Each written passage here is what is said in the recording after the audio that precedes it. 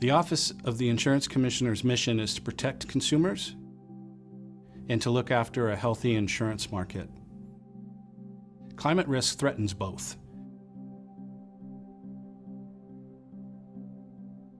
In Washington State, fire is a very major factor. Flood is another significant issue. Sea level rise here in the state of Washington.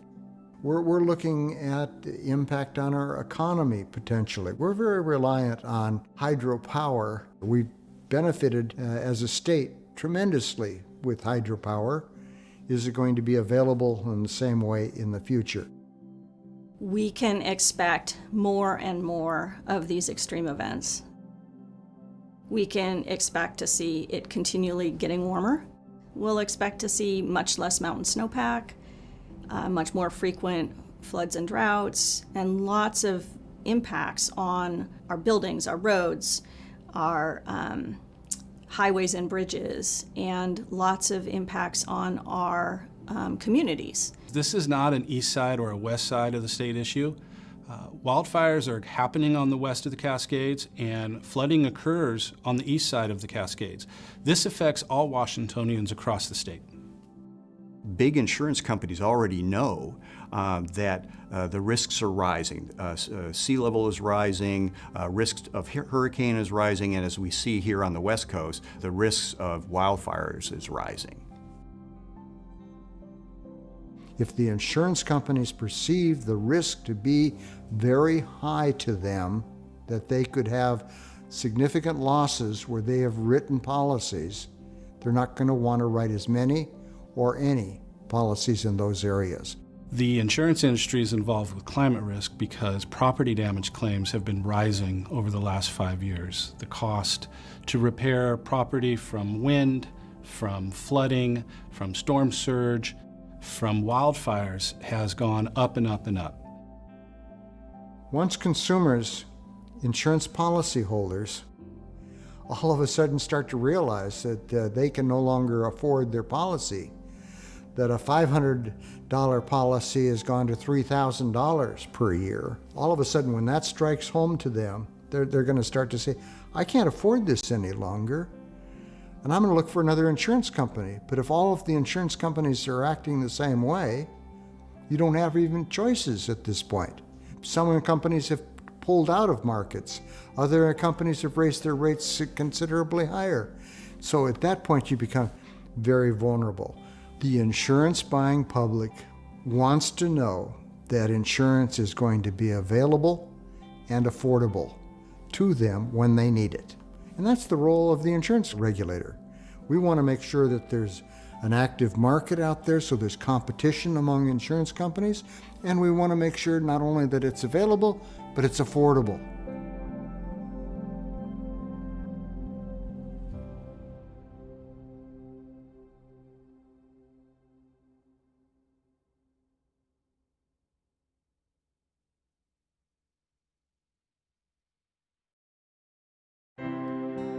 Good morning. On behalf of the Washington State Insurance Commissioner Mike Kreidler, I'd like to welcome you to Climate Summit 2020. Washington State and its public and private institutions are leaders on climate change, including the areas of research, business best practices, policy, and regulation.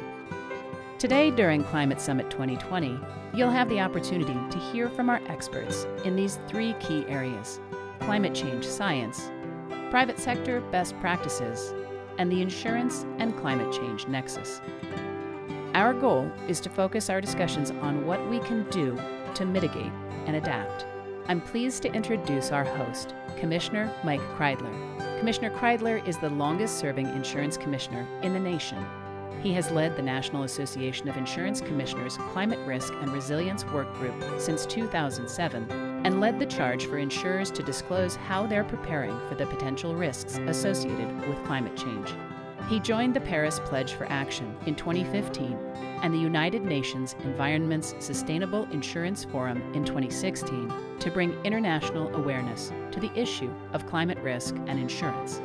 Welcome, Commissioner Kreidler. Welcome to Climate Summit 2020.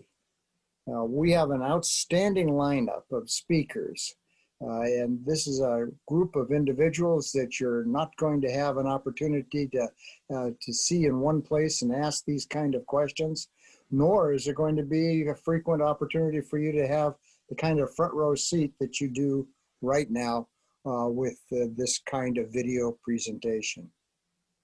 We have assembled leaders that are going to be talking to us about the integral need for recognizing the changes that climate is bringing to each of us on this planet of ours. Climate change demands our attention now. We have no time to lose. It heartens me to see so many organizations stepping up to work together to mitigate the kind of risks that we're seeing on this planet of ours and adapting the changes that are already happening. Every day goes by, pandemic notwithstanding, I see regular activities on the part of insureds, particularly on the regulatory side, to deal with the issues around climate. And we're going to continue to take on these perils that have been exacerbated because of climate change, whether it's wildfires, hurricanes, tornadoes, whatever it may be that are wreaking havoc. Let's get on to the job in front of us. Let's start doing it, working together. Let's make this summit a focus point where we can get the kind of information that we need. I am honored today to start the Climate Summit 2020 with our keynote speaker, Fawn Sharp. Fawn is leader of climate advocacy role here in the state of Washington and nationally. She is president of the Quinault Indian Nation and the National Congress of American Indians. Fawn, I want to thank you very much for being here with us, and thank you for being able to bring some interesting insights from your perspective and for all of us as we take on this vital issue. Thank you so much. Fawn?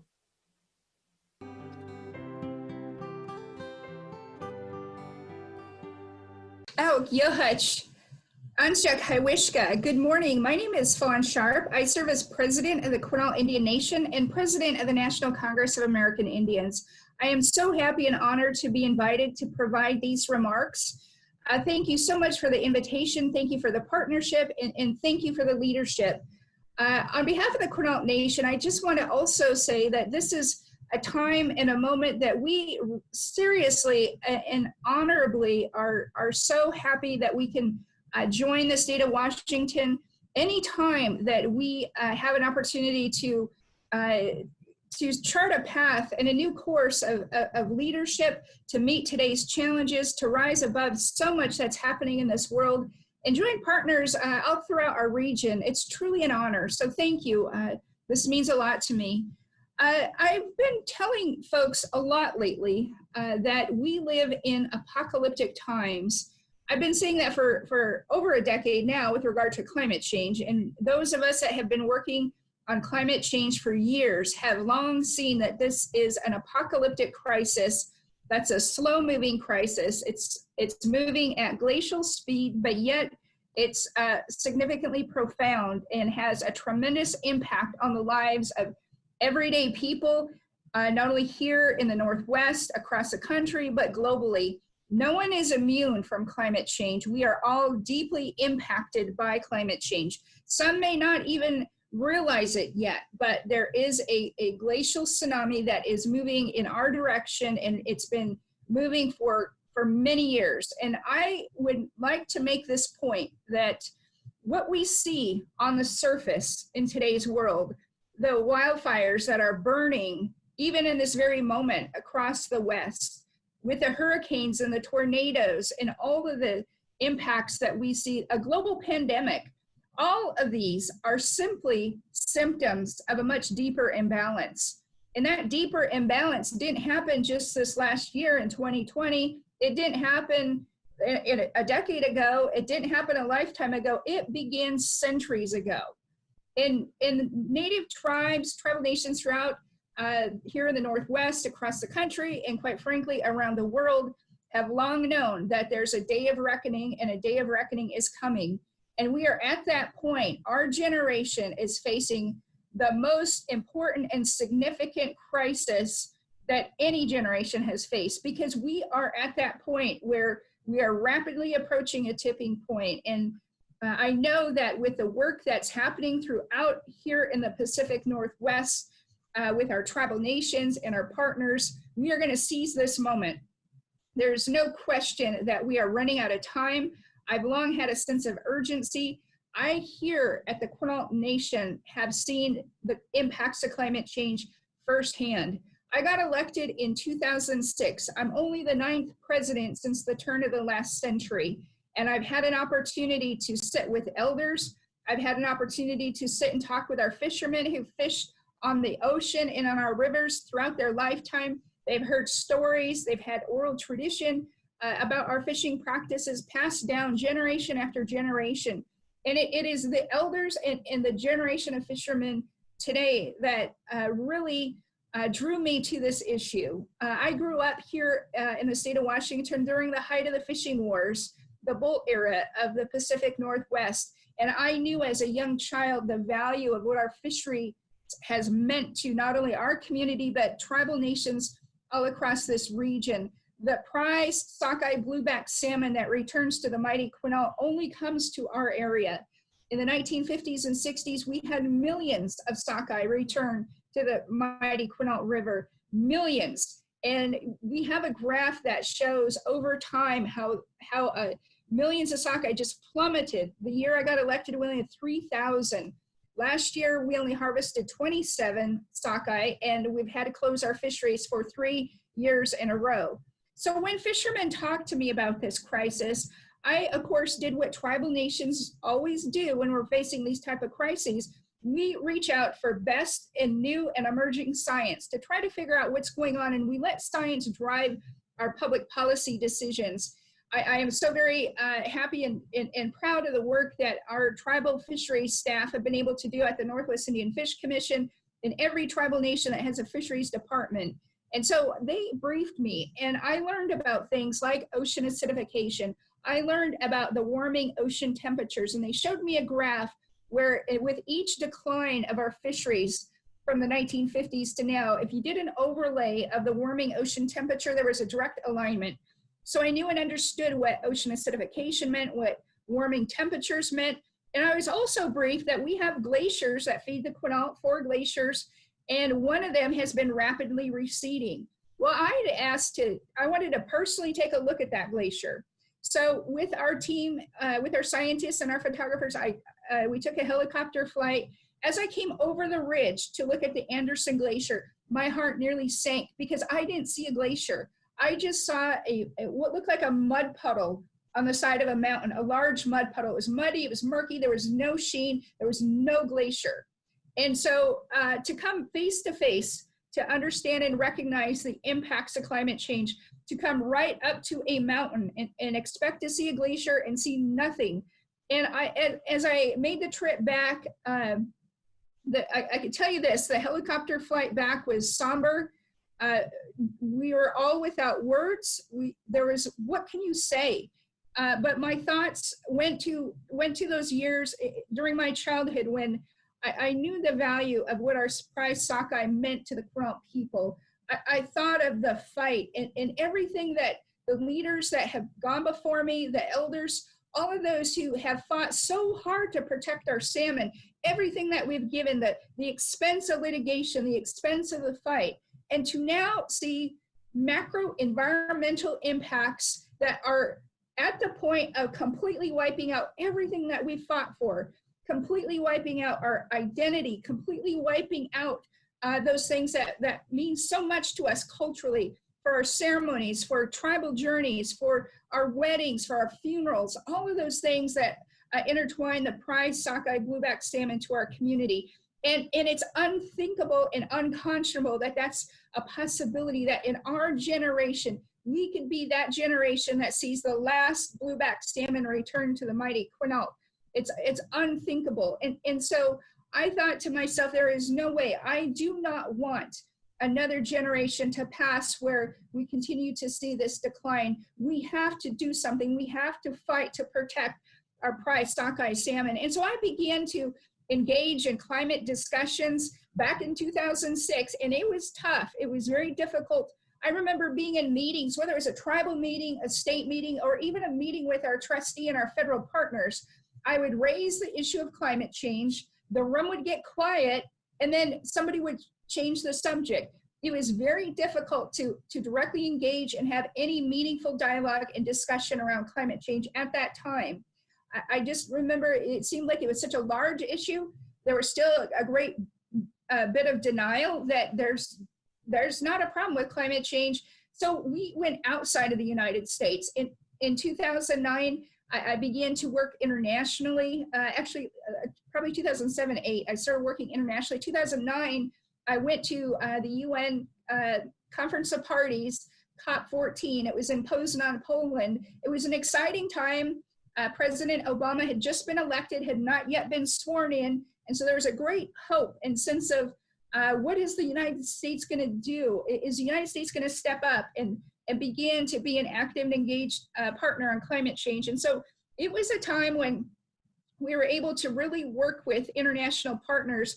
And I began to realize that the value of doing climate work is not only in the science part of it and protecting our natural resources, but I also began to understand that in managing over a 200,000 acre forested reservation, that if we extend our rotation of our trees, we can take not only the industrial model of managing our forests in cutting, planting, thinning, harvesting trees in a 30-year cycle, we can actually extend the rotation, sequester carbon, put that into the market.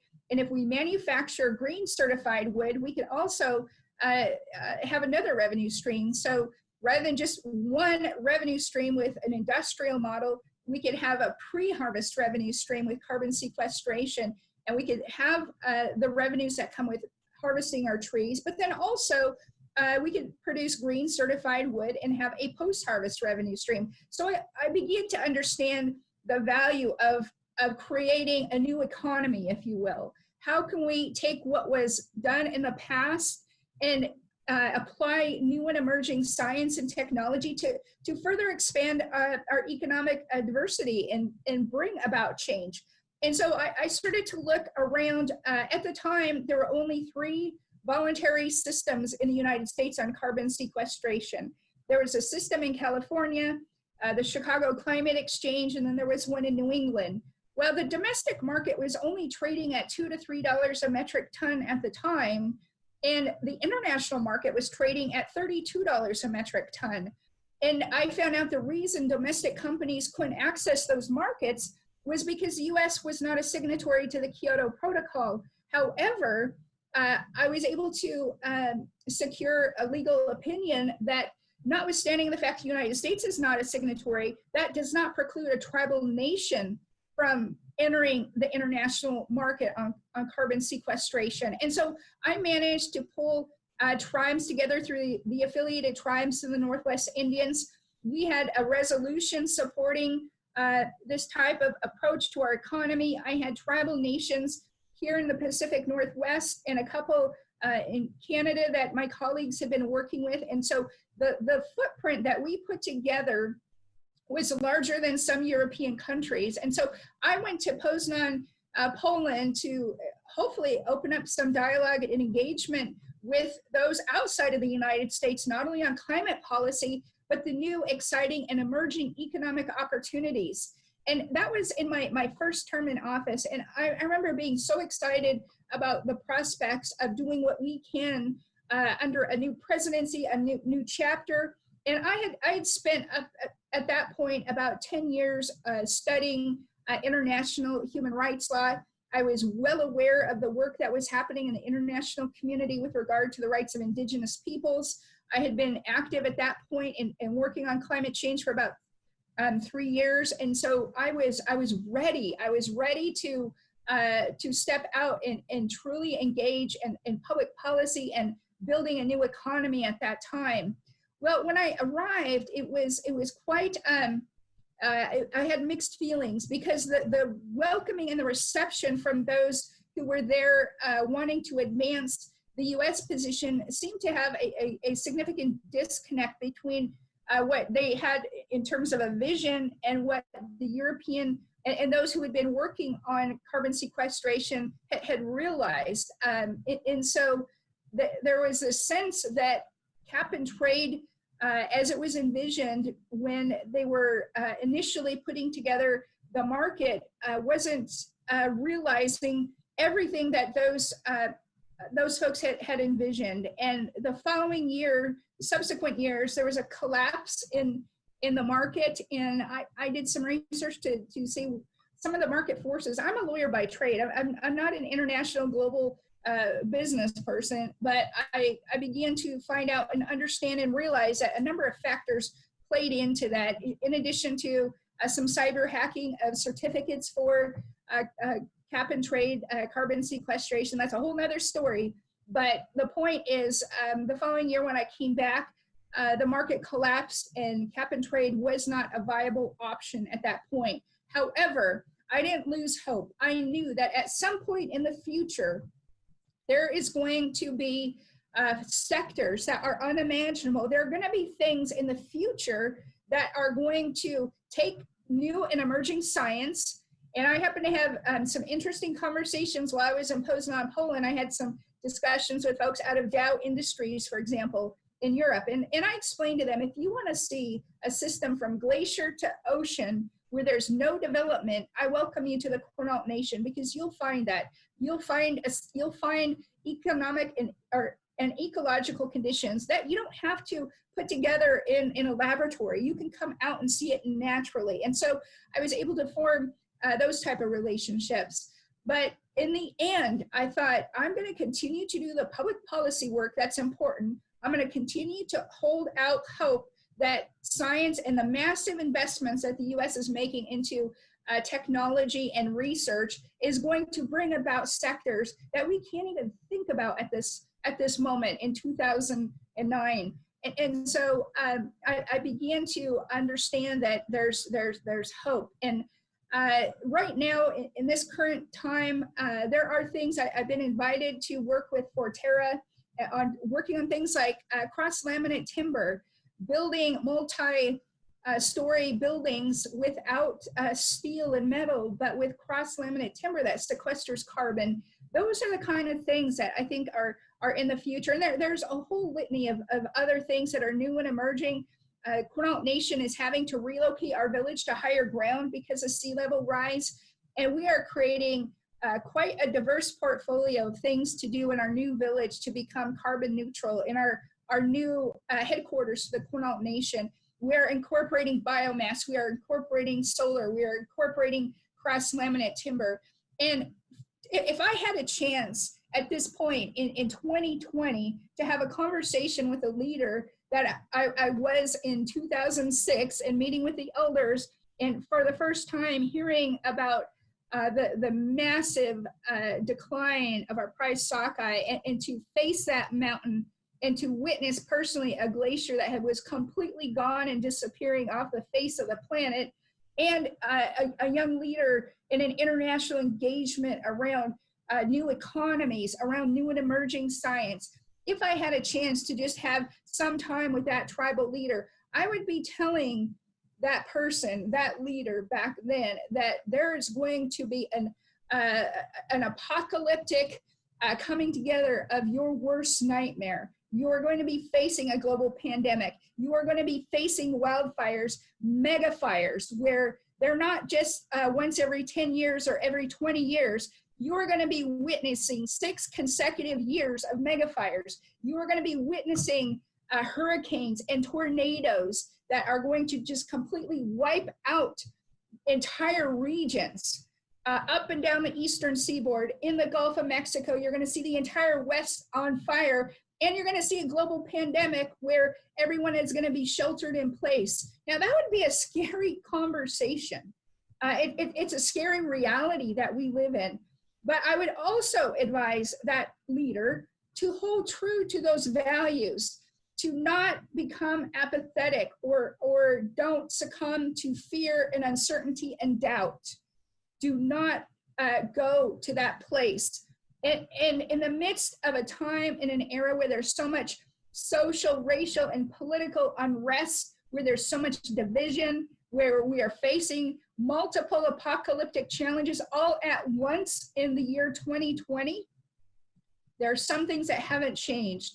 And those things that have not changed are basic fundamental principles, like traditional values, like new and emerging science, the science that is going to lead us on that path to a brighter, more prosperous, more sustained and balanced future.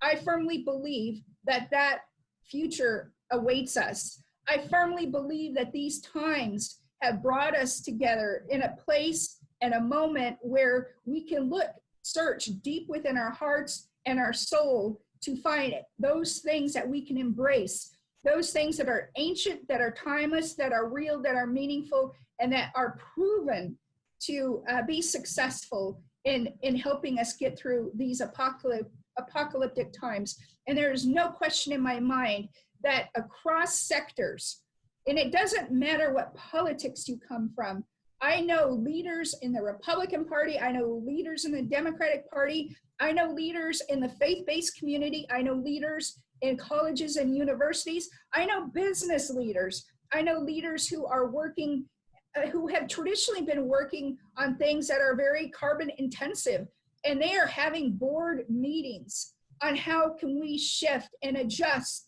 and move toward a more equitable, just, and sustainable future. I know all across the world, those conversations are happening. And so now is the moment, and now is the time for us to embrace this very sacred moment. This moment of all of these challenges are designed to build our resilience, to show us just how strong we truly are, and to really show us who our partners and allies are. And if you search, it doesn't take much to search. You're going to find allies and leaders in every sector. And it's up to our generation, because no one is immune from climate change, and everyone is so deeply impacted. And it is a glacial tsunami that has been coming at us for centuries. And this is our moment. And if we don't make the right decision, and if we don't make the right adjustments, it will only get worse. And I've long predicted that the impacts of climate change are only going to increase in both intensity and frequency. And that is the one thing I knew back then. I just had no idea what it would mean to so many people, to our national economy, to our public health. And that is the last and final point I want to make in these remarks, that the opportunity that lies right in front of us is pretty significant. And if you consider the depths of all of the challenges and what it's done to completely destroy our economy here in the state, as well as nationally and globally, as well as 200,000 people who have succumbed to COVID-19 at this moment, this last weekend. And if you consider all of those things, there's also a mirrored hope and opportunity. We have an opportunity to rebuild our public healthcare system. We have an opportunity to rebuild our economy here in the Northwest, across the country, and globally. And so when we sit down and put our best and our brightest minds together for a public healthcare recovery plan and an economic recovery plan, I am positive and I am certain there's going to be plenty of opportunity to develop those things, that unimaginable future that we know exists. I can't quite articulate the fine points of what an economic recovery plan might look like, or even a public healthcare recovery plan, but I do know that we have a path. I do know we have a brain trust in this country and in this region to put together those technologies that are going to be proven results. We have no other options, and failure certainly is not an option. But here in the Pacific Northwest, we are so incredibly rich in our brain trusts. When you consider the indigenous peoples that have been here from when time began, that timeless, ancient, traditional, ecological knowledge that is in my community and the 29 tribal nations that are strong here in the state of Washington, every tribe has elders and has oral tradition and rich science and rich stories. That is priceless. And then when you consider the businesses that we have in our region, when you consider the economy, when you consider those who are public policy leaders like Governor Inslee in our state, when you consider all of the different sectors, the University of Washington and the rich tradition that they have in advising and informing public policy decisions here in the Pacific Northwest, that is the type of vision that we can see 7 generations out, like my ancestors have done so often. But we have to come together. And it is in moments like this, and it is opportunities like this. And I am so grateful to our insurance commissioner for inviting me to this event.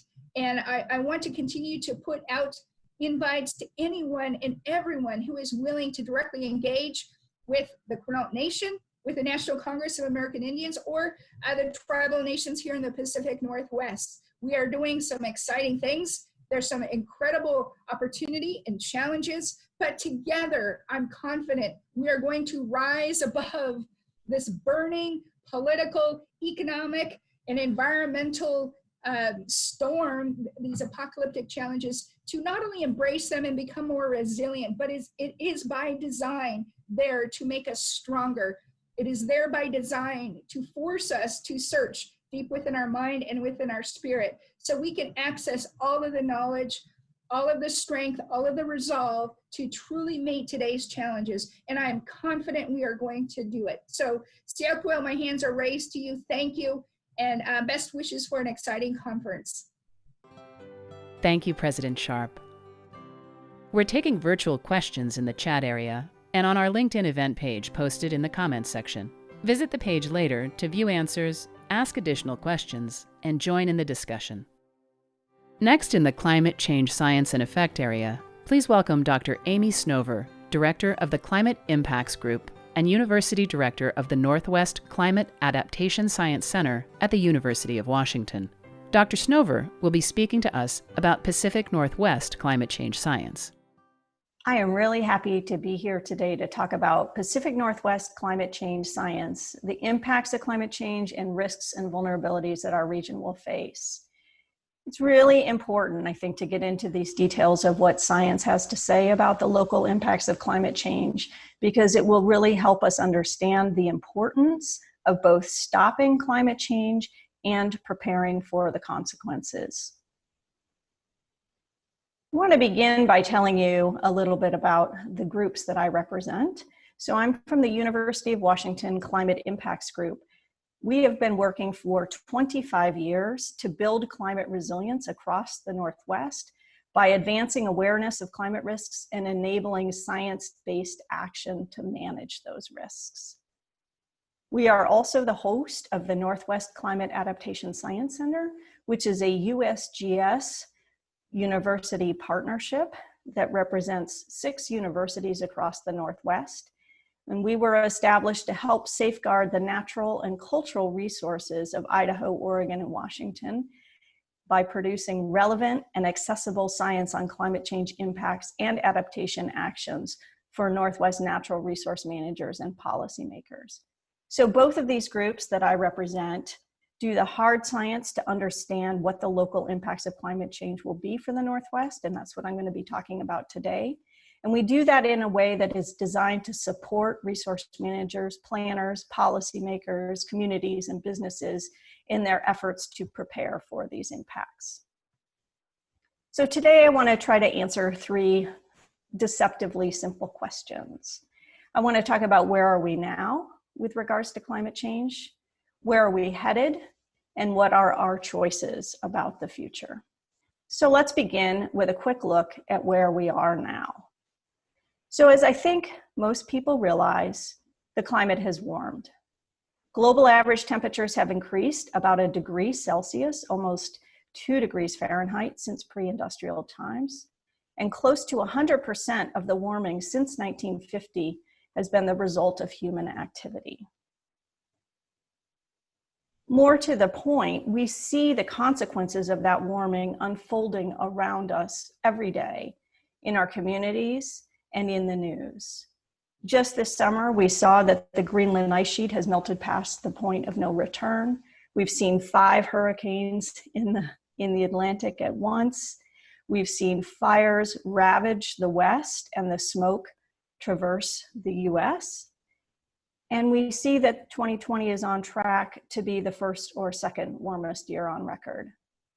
So we're seeing the consequences of climate change unfold around us.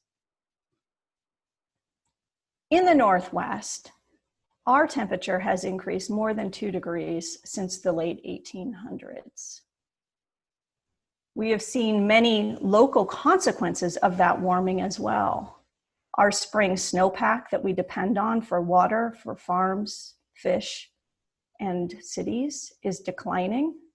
Our glaciers are shrinking. The timing of stream flow is changing in our rivers, so the natural water availability is changing.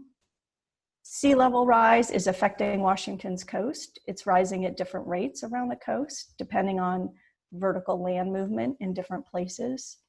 And our coastal waters are warming and acidifying. We also see that the number of large fires and area burned in the Northwest has increased over the past 25 years.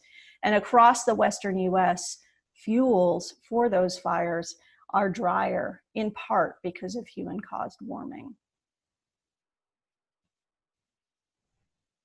The hard part about all of this is that we're headed for much more significant change. I fielded a lot of questions from the media over the last several weeks about the wildfires and the smoke in Washington and the Western US. And one of the major questions I kept getting asked was, is it going to get worse? And yes, it's going to get worse because we haven't stopped climate change yet. So unfortunately, until we do, we're on a path towards much larger change. So the current projections are that if current rates of warming continue, global warming could reach 1.5 degrees Celsius as soon as 2030. So why do I say this? The important thing about 1.5 degrees Celsius is it's been identified by the international community as a dangerous level of climate change that we would like to try to avoid. So unfortunately though, we're on track for more warming than that. In November, the UN Environment Program published a report stating that this 1.5 degrees C climate target is slipping out of reach. According to this report, greenhouse gas emissions have continued to rise. They reached record levels in 2018. And despite the softening or slight slowing of emissions during 2019, as a result of the economic shutdowns associated with our response to the COVID pandemic, greenhouse gas concentrations in the atmosphere are continuing to rise. Limiting warming to 2 degrees C would require significant reductions in greenhouse gas emissions. And one of the main comments in this report, as in many, is that the longer we wait, the more severe emissions reductions need to be. We're currently on track for over 3 degrees of warming this century. For the rest of my talk, I want to focus on climate change in the Northwest, the actual changes that we are expecting in our physical environment, and then the consequences of those changes for our natural ecosystems, our communities, and our businesses. So to begin, similar to our global scenario, rapid warming is expected in the Northwest. So this figure shows historical temperature in the black and the gray, and then 2 scenarios of future warming through the 2021 through this century. There's a blue line, which is a low emission scenario, which reflects the future that we could choose if we dramatically reduce greenhouse gas emissions and actually act to remove them from the atmosphere. And then the red line is a high emissions scenario pathway. And you see that in the 2050s, Washington State is projected to see warming of around 4 degrees or around 6 degrees, depending on which scenario unfolds. Other aspects of climate change in the Northwest, beyond warmer years, we expect to see more heat events, and the hottest years being hotter than the previous century. We expect heavier rainfall. And then as a result of the warming, less snow and earlier melt of that snow in our mountains. And that has serious consequences because our mountain snowpack is an important reservoir that we depend on to transfer water from the wet winter months to the dry summer months when our streams and farms and towns need it. We expect ongoing sea level rise, and we expect higher high flows and lower low flows in our rivers.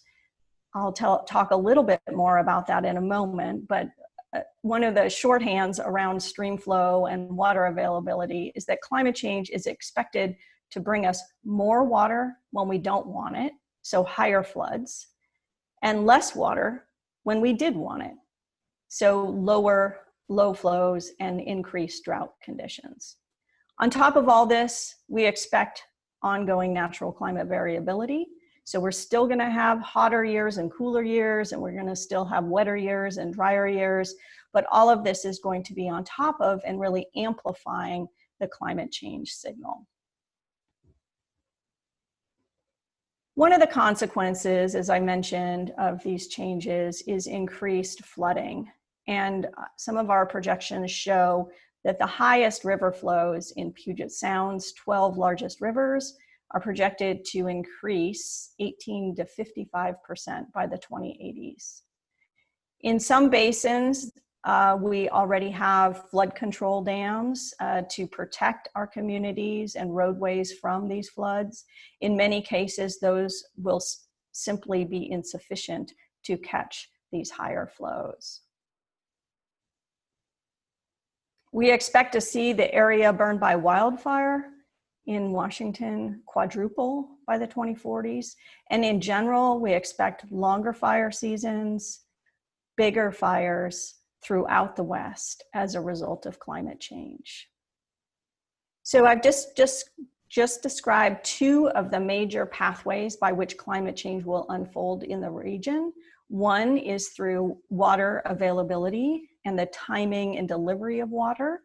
The second is through wildfire and the transformation of our forest ecosystems that will drive.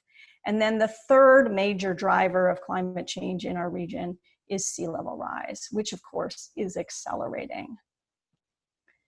Depending on the emissions scenario or the future that we decide to walk down, we will see different amounts of sea level rise in Washington State. I want to share with you a tool that we have developed at our group that allows folks to visualize the projected amounts of sea level rise for over 171 different locations on Washington's coastline. This is important because sea level rise won't be the same in every place. And even more importantly, this tool is designed to enable folks to see the different consequences of different emission scenarios and also to do a risk-based planning. So we provide probabilistic information about the potential range of sea level rise. So for example, in Seattle this century, we have a 50-50 chance of seeing sea level rise of at least 2.3 feet this century. but we have at least a 1% chance of seeing sea level rise of over 5 feet this century. And so this tool allows folks to determine the sea level rise that's appropriate for them to plan to based on the risks that they're willing to take. So sea level rise, temperature, warming and heat, changes in water supply, and changes in fire. All of those things will reshape our communities and ecosystems in the Northwest. And climate change matters for all of these communities and ecosystems because they were built or they evolved to cope with the climate of the past. So climate change shifts the foundation of everything that we depend on and everything that's around us, and will affect our transportation systems, our drainage systems, our electricity systems, our buildings. So climate change brings real threats to critical infrastructure across the Northwest by changing physical hazards, by reducing the efficacy and lifetime of our built environment, increasing maintenance costs, and reducing performance standards. Climate change also threatens our natural resource economies in the Northwest, from stressing our agriculture by changing water demand and water supply, increasing pests and heat stress, stressing our fisheries. Our salmon will be significantly stressed by changes in the freshwater environment, both the increased floods and the decreased low flows in the summertime and warmer rivers all conspire to add stress to our threatened and endangered salmon, as well as changes in the coastal environment. Our forest resources will be affected by fire, insects, and droughts. So there's many different impacts threatening the natural resource economies of the Northwest.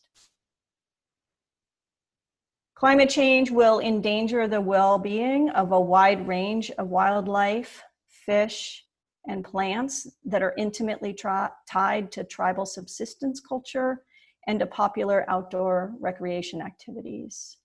From salmon and huckleberries to other first foods, to winter recreation and access to the outdoors that is a part of so many Northwesterners' identity, climate change will threaten our natural environment and cultural heritage. The impacts of climate change on human health and well-being are numerous as well.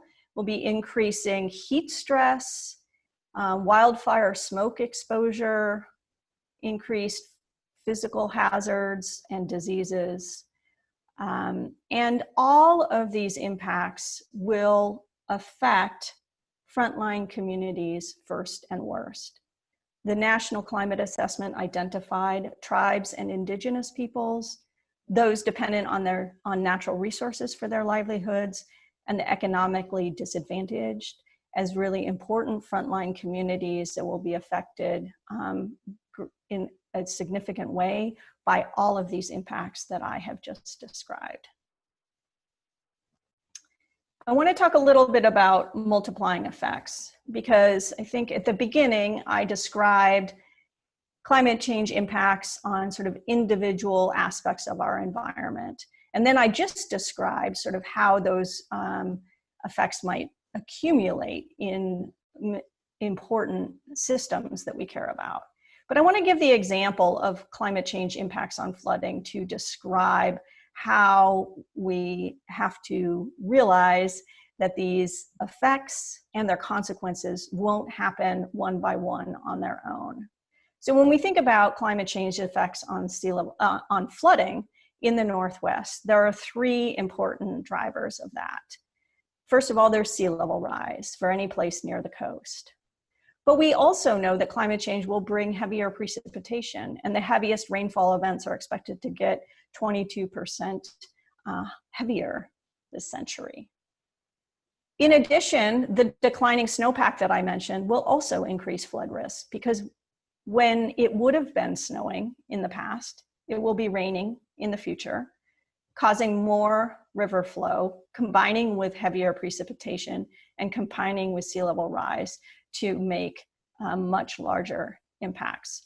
So for example, by studying these combined effects, we see that in the lower Snohomish River in Washington state by the 2080s, what we used to call the 10-year flood is now projected to occur every 3 years by the 2080s.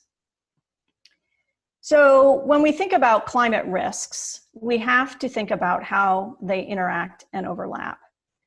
But we also need to think about the consequences of our decisions as a society and how those overlap with those climate risks. So you can't think about climate change impacts on flooding and consequences for communities without also thinking about the degree to which there's development in floodplains and the degree to which individuals are insured for the losses that they might experience when that flooding occurs. And the list could go on and on. So people have called climate change a threat multiplier. And one way I describe it is I say that climate change is going to be pushing on our sore spots. We already know we have challenges with flood risks and vulnerable communities, and climate change is only going to make those worse. So I want to close by just talking a little bit about what some of our choices are. At a most basic level, dealing with climate change requires both addressing the root cause and preparing for the consequences. So addressing the root cause means stop emitting greenhouse gases and ultimately work on removing them from the atmosphere. Simply put, the impacts of climate change will keep getting worse until we stop making climate change worse. Stabilizing temperatures at any level requires net zero greenhouse gas emissions. Another way of putting that is that temperatures will keep going up forever until we stabilize greenhouse gas emissions, which require net zero greenhouse gas emissions.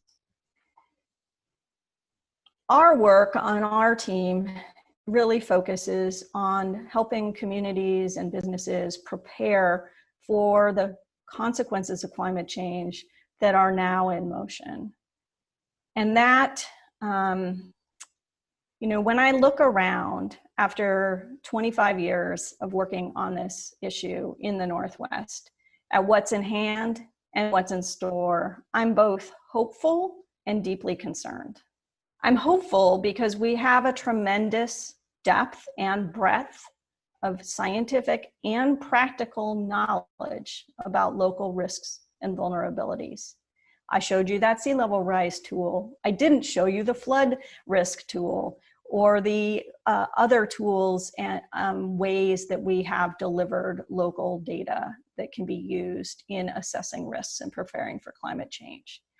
In addition, we have a large cadre of concerned and engaged professionals at all levels of government and in our communities who are working to build the knowledge and implement the action that's needed to prepare for climate change. But we don't yet have the high level attention that this issue needs. And we desperately need the recognition that the time is getting very short to prepare for these consequences. We still have time to safeguard our communities, to reduce emissions, and to build the resilience that we need to cope with a changing climate. And I am so excited that everyone is here today talking about that and thinking about how best to move forward. Thank you. Thank you, Dr. Snover. We're taking virtual questions in the chat area and on our LinkedIn event page posted in the comments section.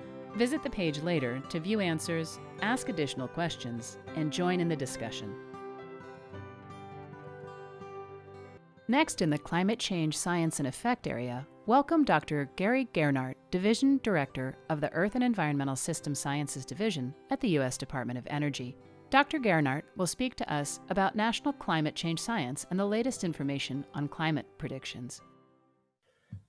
So good morning, everybody. My name is Gary Gernhardt. I work at the U.S. Department of Energy, but I'm also with the U.S. Global Change Research Program, which is part of the White House. And thanks for inviting me back again this year. Last year, I gave a summary of the findings of the National Climate Assessment, which is produced every 4 years. So this is mainly a follow-up from that to at least give you some examples of some of the new work that's been happening, but also provide you a little bit of a basis of what climate modeling is all about. So I'll move on to the next slide. And in this one, I wanted to give a quick summary of some of the issues facing infrastructures or other types of insurance risks across the US. I'm assuming this is quite relevant to the audience here. But the first point is that there are lots of assets that are at risk that were illustrated last year in my presentation, but they span different timescales. For example, base infrastructure is often put in for a century or longer. But in addition to that, there's built infrastructures with different lifetimes, some tied to the bond, which is financing it, other times to their physical lifetime. There are also ecosystems, economic sectors, lots of areas that insurance covers, and a lot of risks need to be assessed. Moving down the same slide, there are trends and extremes that affect the risk. And those were illustrated in detail last year in the National Climate Assessment Report. Everybody has a copy of that online. But the main thing is, in that report last year, it was illustrated that extreme events is probably the most important topic these days because they create much of the vulnerability that these climate models are intended to address. And finally, because there's such a big thrust these days in research and actually in operations concerning decision-making under uncertainty, it's going to become increasingly important for climate models to describe the uncertainty of their output data in ways that are compatible with the uncertainty codes used by actuaries. And I think that's a frontier that we might want to consider follow-up from this particular presentation. On to the next slide, I just wanted to illustrate this. It looks a little bit clumsy, but really this is the ultimate modeling challenge. And in that blue circle in the lower left, that's really the climate component of a lot of these models that we're trying to develop that look at risks across different infrastructures, across different economic sectors. In other words, how do we combine models of various things into a unified system, which is forced by, let's say, the environmental variabilities, trends, some of the climate extremes we might face into the future, and use all that information to drive some of those models that do really lead to the risks. So getting in more detail about that blue circle in the lower left, let's move on to the next slide. And this is where I really want to give a quick illustration of the complexity of climate prediction models because it is such a big challenge in the US and globally on how do you build these models in ways where people trust the outputs. It's a daunting challenge, but they've been working on it for 4 or 5 decades. And I'll list on to the next slide. This is really the initial problem that one has to do. You have to construct a model of the planet. And this really illustrates what the models are based on. They break the planet into different volume grids. And of course, the higher the resolution of those grids, the better able the model like this is able to make predictions of extremes.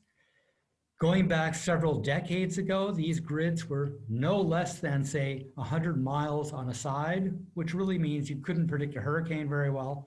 You certainly couldn't predict severe precipitation events like you might find in Oklahoma or Chicago or the West Coast or anywhere.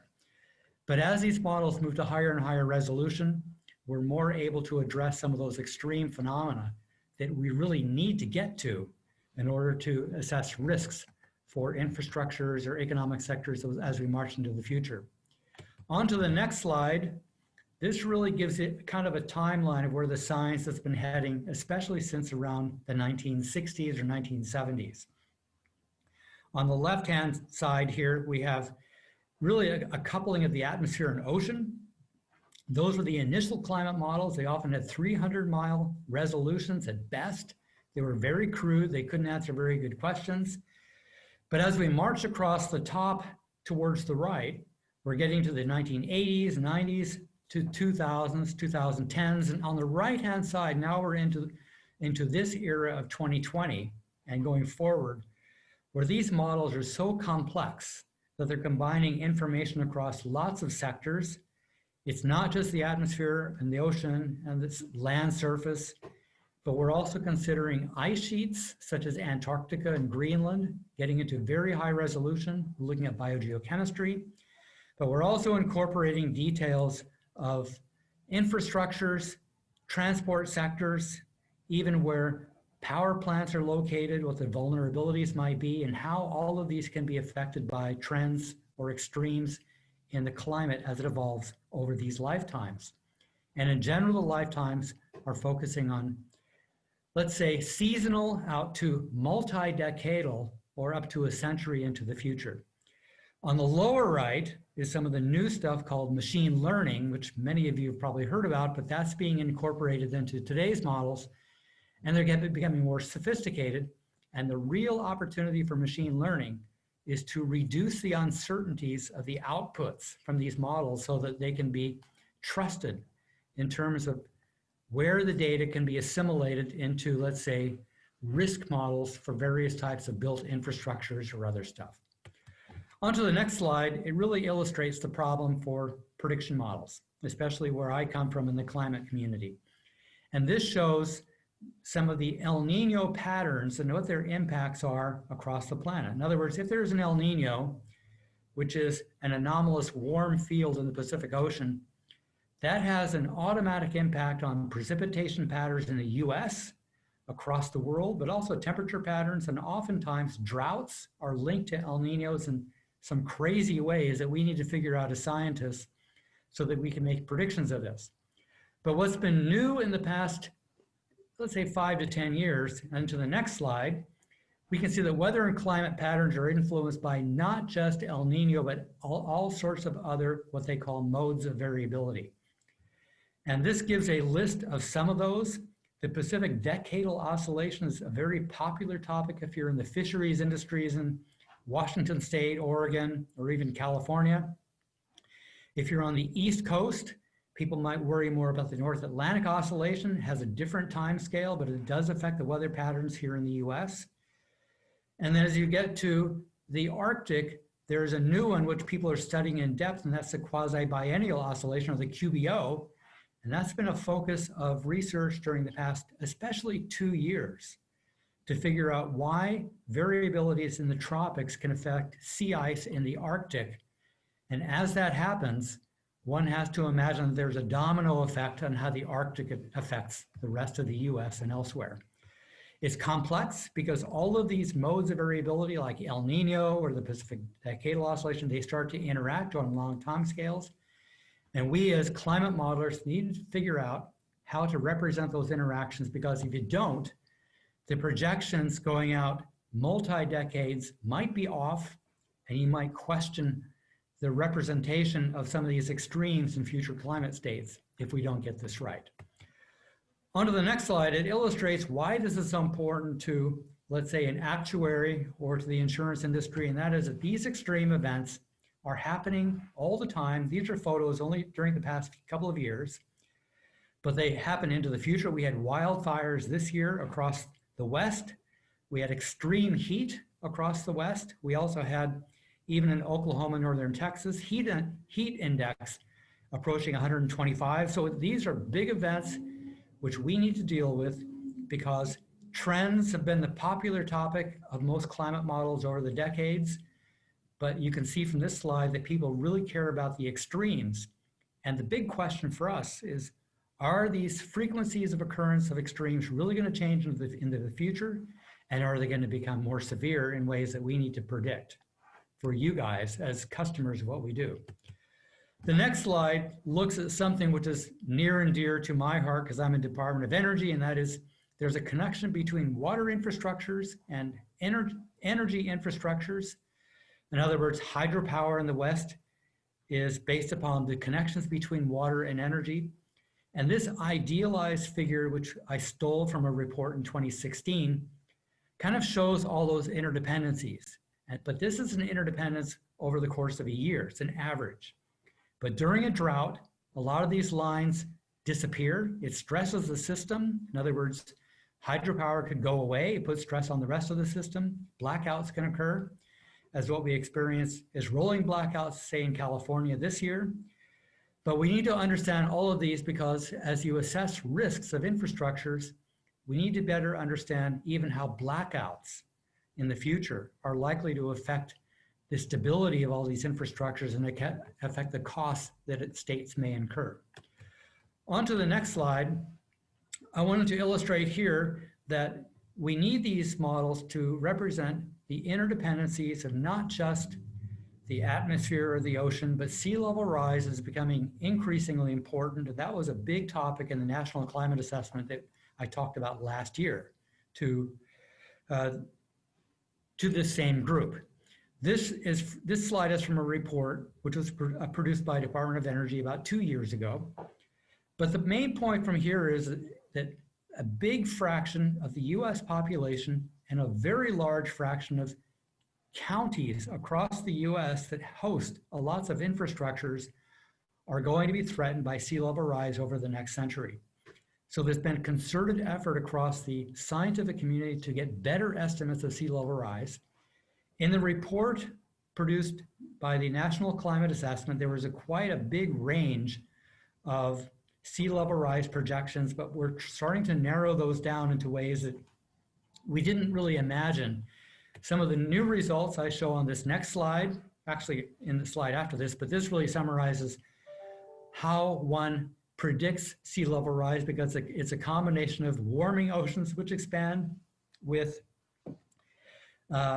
representations of how much melting occurs from glaciers and ice sheets which are above the ocean. This is in Antarctica and Greenland especially. And it's important to get a better handle on how much the sea level is going to rise from each of these components. On the next slide, I wanted to move into some of those prediction capabilities that are in the pipeline, because this is going to illustrate not just with sea level rise, but also what do we see over the next year as new capabilities and climate projections that we've been kind of waiting for. So I'm going to talk about 4 areas. One is exascale computing. Another one is what I call hybrid modeling.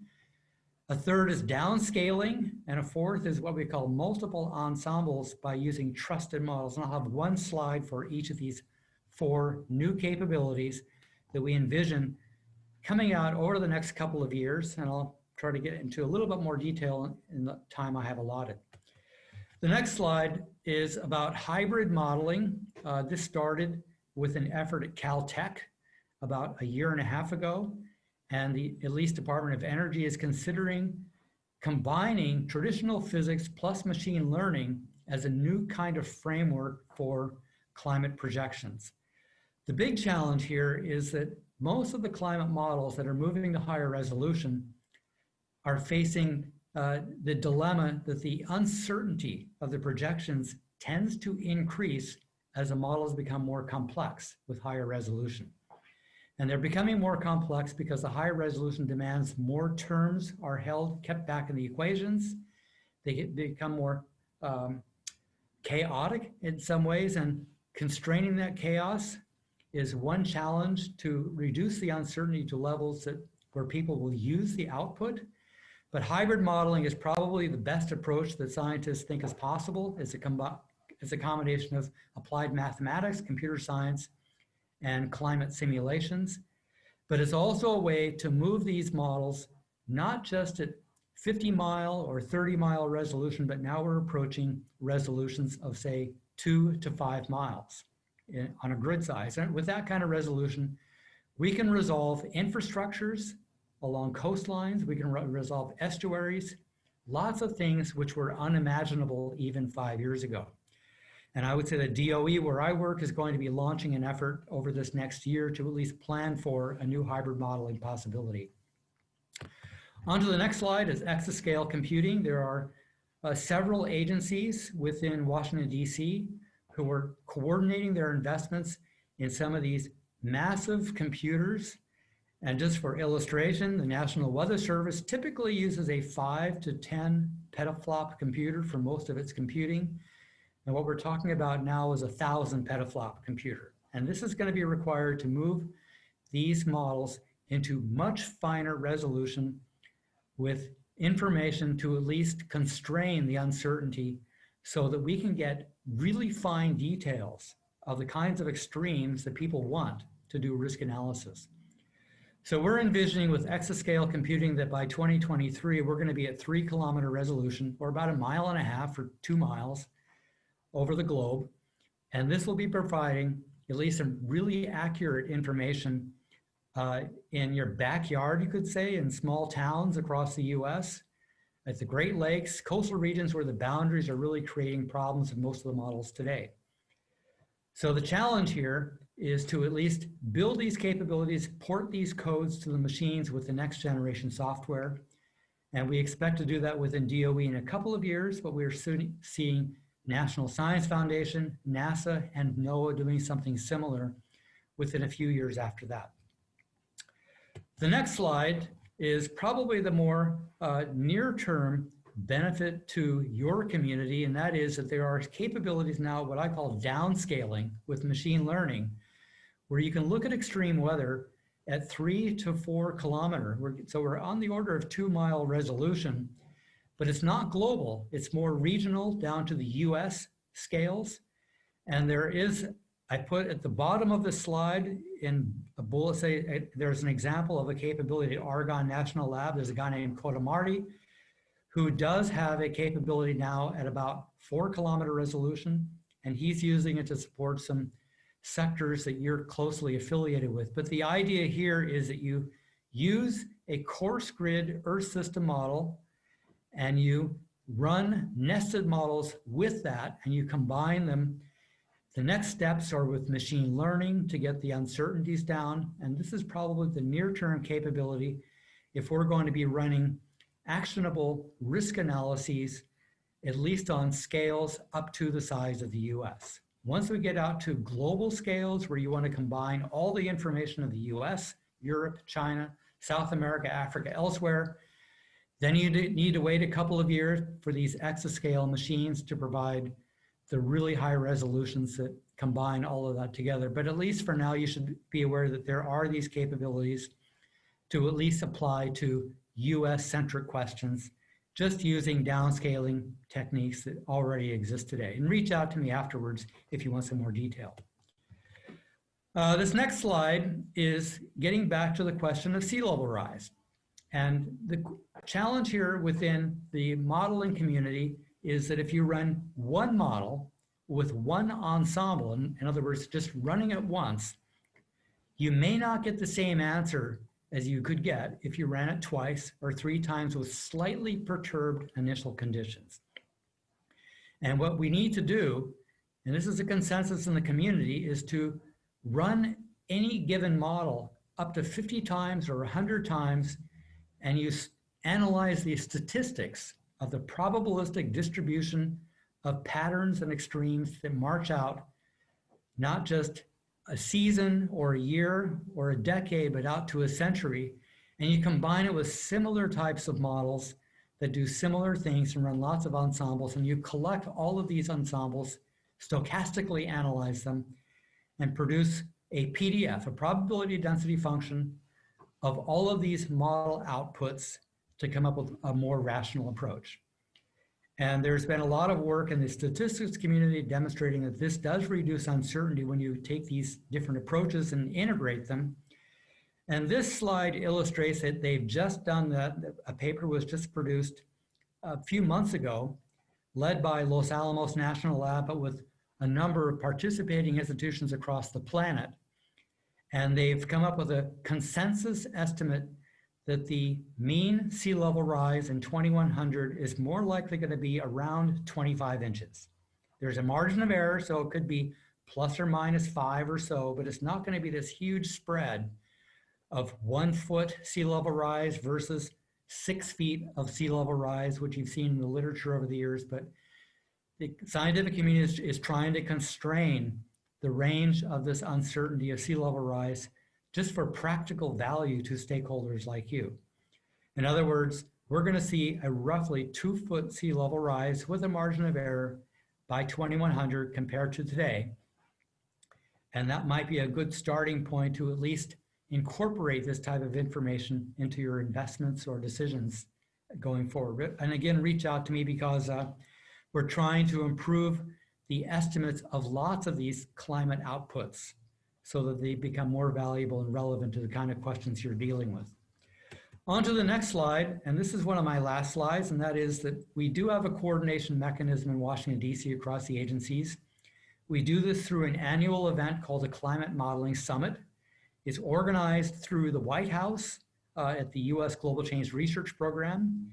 I'm with that program, and I'm the one who organizes this summit each year. And during this past meeting that was held a couple of months ago, a couple of big topics came up that the climate science community felt that they needed to address immediately. One is that some of the newer models at high resolution are producing more rapid climate changes than they expected, and they were starting to challenge whether these models were realistic or not, but they noticed that there was a systematic bias that was causing these higher rates of climate change, and it was traced back to inaccurate representation of the cloud aerosol interactions in the Southern Hemisphere, especially over the oceans in the Southern Hemisphere. So they're being fixed as we talk today, but the main message is every time you try to advance a climate model by moving it to higher resolution, bringing in extra terms, you have to almost step back and question, is this model really doing what we think it ought to be doing, and are the projections realistic? And that was a challenge that they faced during this climate modeling summit that was held between April and June of this year. And I must say, in a normal year where it's no COVID, it would be a 2-day event, but this year being virtual, we held it over the course of 4 meetings over the course of about 6 weeks. The other topic was machine learning, because machine learning, we're feeling, is a major path forward that we need to incorporate in terms of model development. And the Caltech team, as well as the DOE team, are probably among the drivers for this, but there are some initiatives going on across Washington, D.C. now to at least broaden machine learning into lots of prediction capabilities. So over the next year, and by next year around this time, we should be seeing a few demonstrations of what machine learning can do in prediction systems. So the bottom in green, it says now for 2021. The real challenge that they're going to take on across the agencies over this next year in climate science is, what are the limits of predictability? How can we characterize uncertainty among these climate prediction systems? And can we make these uncertainty characterizations compatible with the type of uncertainty characterizations you use in your risk community? So this is going to require a dialogue between scientists and stakeholders like yourselves to make sure that there's a coordination on how we go forward. So I have to thank everybody. This is my last slide. So on this one, you have my email address, and I would say contact me if you want any follow-up. I'd be happy to help. I would say you guys are a friend of climate science, and we want to make sure that we're doing the right thing and can work with you and be partners in the future. So thanks everybody, and I'll close at this stage. Thank you, Dr. Gernhardt. We're taking virtual questions in the chat area and on our LinkedIn event page posted in the comments section. Visit the page later to view answers, ask additional questions, and join in the discussion. Next in the Climate Change Science and Effects section, welcome Honorable Sherry Goodman. Ms. Goodman is a Senior Fellow at the Woodrow Wilson International Center and Senior Strategist at the Center for Climate and Security.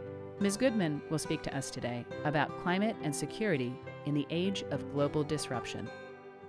Hello, I'm Sherry Goodman, and it's a pleasure to be with you virtually today. I wish I were with you in person. I'm the former Deputy Undersecretary of Defense for Environmental Security, now affiliated with the Woodrow Wilson International Center and the Center for Climate and Security in Washington, D.C.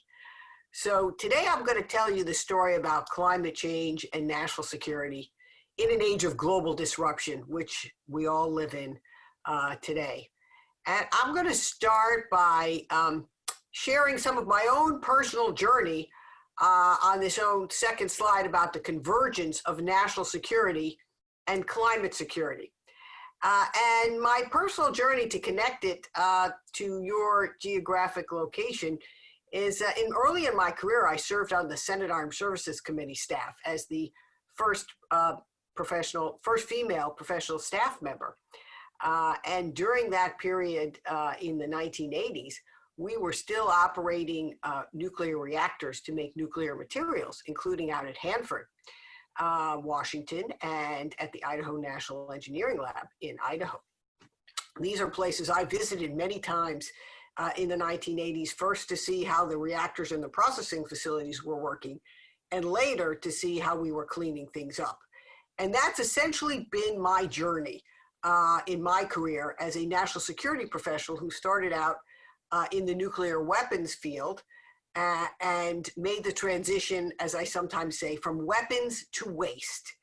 And if we look at this slide, we can see the convergence of what were seemingly disparate fields of national security and national defense, nuclear deterrence, and environment in its early years, and the increasing convergence over the decades of those both. So the recognition in the 1990s that environmental security is part of national security and what we can do affects our global challenges. And today, most tellingly and most immediately for all of us is the climate challenge.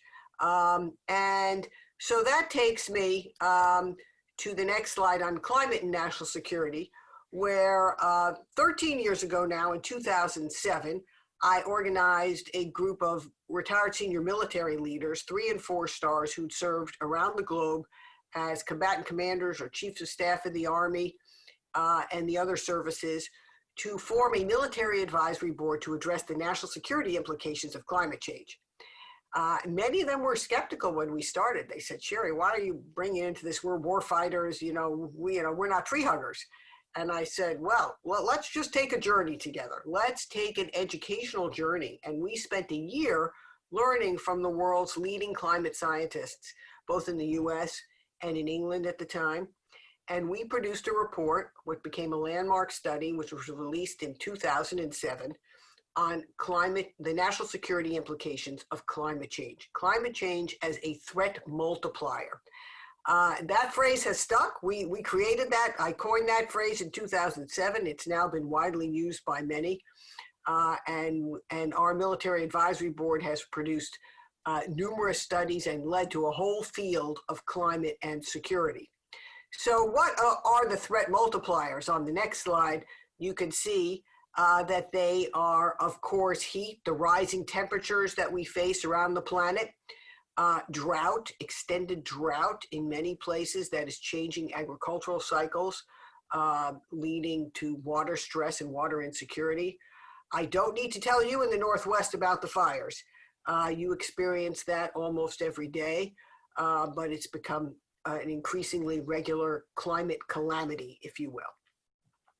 Sea level rise, sometimes in your region, compared with ocean acidification, affecting our ocean health and affecting our coastlines, particularly along the eastern seaboard and the Gulf Coast. Flooding in many, many places, particularly in the Midwest, and then extreme storms, storms of greater intensity. Those are some of the direct effects. Just to give you, on the next slide, wildfires are raging throughout your region, and they have had dramatic impacts on health and human welfare. And we can't forget next disease, which is we're living in a time of a pandemic, and the threat multiplier of disease, which we saw even before the current pandemic. We saw that increased temperatures throughout the planet were moving various disease vectors into regions that they had not been experienced before. And from a military perspective, for example, when I served 8 years as Deputy Undersecretary of Defense, the Armed Forces Pest Management Board reported to me. Now, they're a group of epidemiologists, uniformed epidemiologists, medical officials who are responsible to ensure that when our troops deploy, they are protected against disease vectors that they could encounter, from malaria to schistosomiasis. And now we find that that job is becoming increasingly more challenging. COVID, of course, is the ultimate threat multiplier. So what does that mean in terms of disaster costs and risk? Well, you can see on the next slide the increasing disaster costs that's affected us all across the nation. Increased rise in storms, floods, fires, that's affected all parts of our nation. Now, that's just what affects us here in the US, but if they then look internationally, disaster risks are rising because vulnerable populations around the world are increasingly exposed to hazards and are unlikely to be resilient in many of the low-income countries around Asia and parts of Africa. And let's not forget fisheries and health. I think this is going to become increasingly important in future years as we find our oceans are being vastly overfished, and then the stock of remaining fish will not provide the same level of nutrients that we've had before. So where does that leave us? Global peace and national security are affected by climate change in all of the ways you see on this slide, the environmental impacts and the social impacts. Why don't we take a little trip around the world now, at least a few parts of it. I'll be happy to take more in the Q&A and look at how climate change is affecting us in regions around the world and how we think about that from a national security perspective. So let's start with the Arctic. And just to connect it there with your own region, you know, we have our icebreakers are at the shipyard there in at the port there in Seattle. So they're quite far away from our American Arctic, but they have the mission of having to go up to the Arctic and down to the Antarctica. And now we find we are in an era where we need more surface level capability. The Arctic is no longer, as we say, only about cooperation. We see Russia seeking to expand transit across the Northern Sea Route, and it's part of the Arctic, the long Northern Sea Route, and to create a toll road for shipping from Asia to ports in Europe. We see China declaring itself a near Arctic stakeholder and seeking to build a polar Silk Road, first utilizing Russia's Northern Sea Route, but ultimately, eventually, a transpolar route over the central Arctic Ocean, which you can see on this slide here with the map, where today we have a moratorium on fishing in the central Arctic Ocean, but it gives all of the signatories, the US, China, Russia, and many others, the opportunity to do research and observe what's happening up there. So, and it's quite likely that in future decades, there will be a viable fishery in and around these regions that these countries will want to exploit.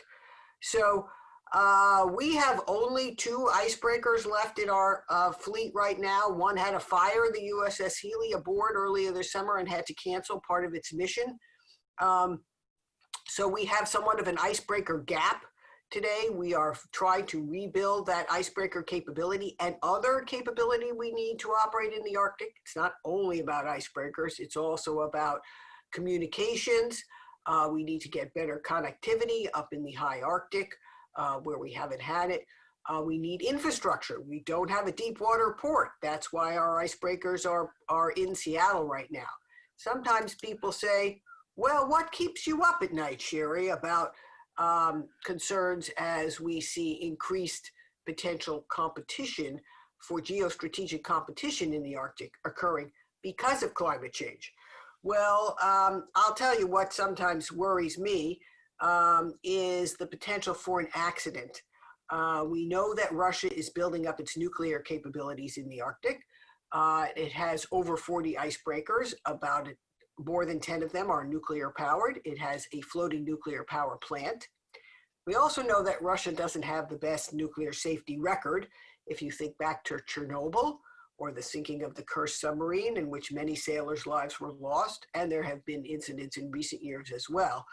I worry that sometime in the coming decades, we'll find a Russian nuclear-powered vessel running into trouble, maybe with a tanker that it's escorting. And we did a little scenario exercise, what we call a war game, last year with the National Academy of Sciences and with Sandia National Laboratories, looking at what would happen if a Russian nuclear-powered icebreaker collided with its Chinese LNG vessel, escorted vessel, in the Bering Strait in 2050. And what would be the consequences? How would we communicate? How would we rescue people? What do we need to understand today about how ocean currents and ocean circulation is changing in that region? So these are the ways that national security professionals try to think through what might happen in the future and how do we prepare for it. That's one such scenario. All right, let's move around the world a little bit. Here in the Middle East and North Africa, it's all about the water and lack of it. It's already a very dry region. Water vulnerabilities multiply existing threats in many, many ways. We know now that the prolonged drought that occurred in Syria prior to the onset of the world's most deadly conflict was in fact exacerbated by the fact of the prolonged drought that sent farmers and herders who had lived peaceably in rural areas, farming and tending to their cattle, sent them towards the urban regions when water dried up. And that led to civil unrest in the urban areas. There weren't enough jobs, weren't enough ways for people to live. And that led in part, along with political instability, to the deadliest conflict of the modern era.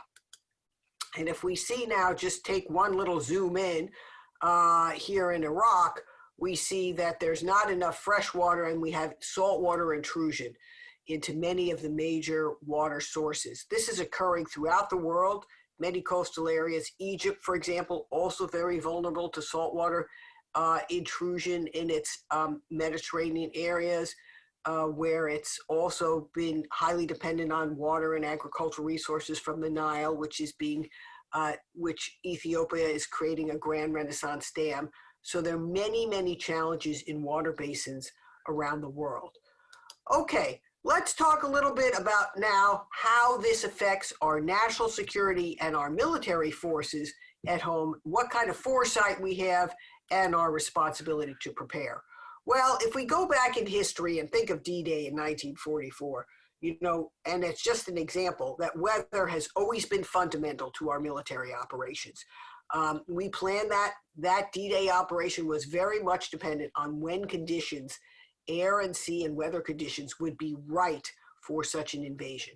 So now we live in a world where the weather is no longer stable and stationary. It's harder to predict what it will be next week and what the intensity of that storm will be, or the intensity of the heat wave. So that's why forecasting becomes so important. And that's where the technology opportunities are going to lie. Now look at how we train like we fight. So we train under the conditions we want to deploy our troops to.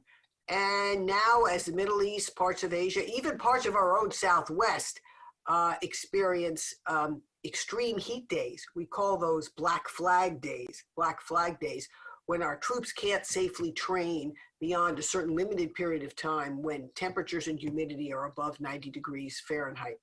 So we're seeing increasing number of black flag days, and it's increasingly affecting the health of our forces. We also have military bases at risk.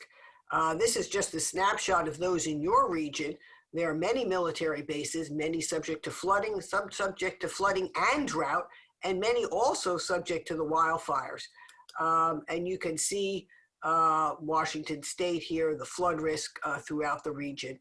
Now, if we go to hurricanes, which have devastated a number of our major Air Force bases in the recent years, Tyndall Air Force Base in Florida and Marine Corps Base Camp Lejeune in North Carolina both suffered devastating damages in hurricanes in recent years in the billions of dollars, as well as flooding that occurred at Offutt Air Force Base in Nebraska. Those are just three most vivid and maybe expensive examples of the way in which climate change is affecting and extreme weather events are affecting our military bases and our communities and families that live there. Okay, what can we do about it? What's this, we've got this unprecedented risk with COVID and climate, but we also have unprecedented foresight. We have ability to look and better predict the future. So the military, as well as many civilian communities, perhaps like your own, are involved in trying to climate-proof our future, what I would say. For example, in improving the predictive capabilities, deploying renewable energy technologies. We even have put solar panels and renewables with our forces at the front, in part to reduce long logistics lines we had when we were convoying fuel in Iraq and Afghanistan. We found that was putting soldiers' lives at risk because most of those truck convoys were for fuel and logistics. So we're trying to lighten our logistics tail. And the way we do that is in part with better batteries, different types of fuel, and microgrids that enable us to power our forces differently. As we've become more technologically adept, we've also found that in the first generation, we loaded up soldiers with electronics and batteries. Their kit got so heavy they could barely move. So now we've got to lighten their load in many, many ways. We also have things like sail drone, this orange-powered sail drone that's good for ocean mapping. And we know less about the ocean than we know about outer space. So there's a lot more we need to learn about ocean conditions and ocean parameters, better to be able to operate them and understand our future. We then get into looking at a climate security plan for the future, which my current organization, the Center for Climate and Security, developed over the last year. And the particular elements of it that are important go to being able to prepare to integrate climate security into our national security planning documents at the highest level. We've started some of that work, but there's a lot more work that we need to do. We need to upgrade our infrastructure and climate-proof our infrastructure. We need to work with our allies and partners, and we need to lighten our logistics load. We also have done a security threat assessment of climate change, something we released in February 2020, where we looked at global climate change and its impact under different scenarios of greenhouse gas emissions. Many of you are climate professionals. You follow the different scenarios, 2 and 4 degree scenarios. On the next two slides, you can see the extent of threat assessment, threat profile affecting various regions of the world under the 2 and 4 degree warming scenarios. I would invite you at your leisure to look at that perhaps a little more closely and to look at our particular recommendations in that report as well. Finally, I want to close on looking at the International Military Council on Climate and Security, something we formed about a year ago that I co-lead with the former Dutch Chief of Defense, where we've brought together over 30 militaries from around the world and national security organizations to look at climate security impacts across military organizations. This is an important sort of leadership opportunity to bring the militaries, who are often major energy users in their country. The US military, for example, is the largest federal energy user and uses about 1% of total energy. So in the US, so as we lighten our load, we reduce our carbon footprint, as we say. And there you can see some of the global climate impacts we identified in that report.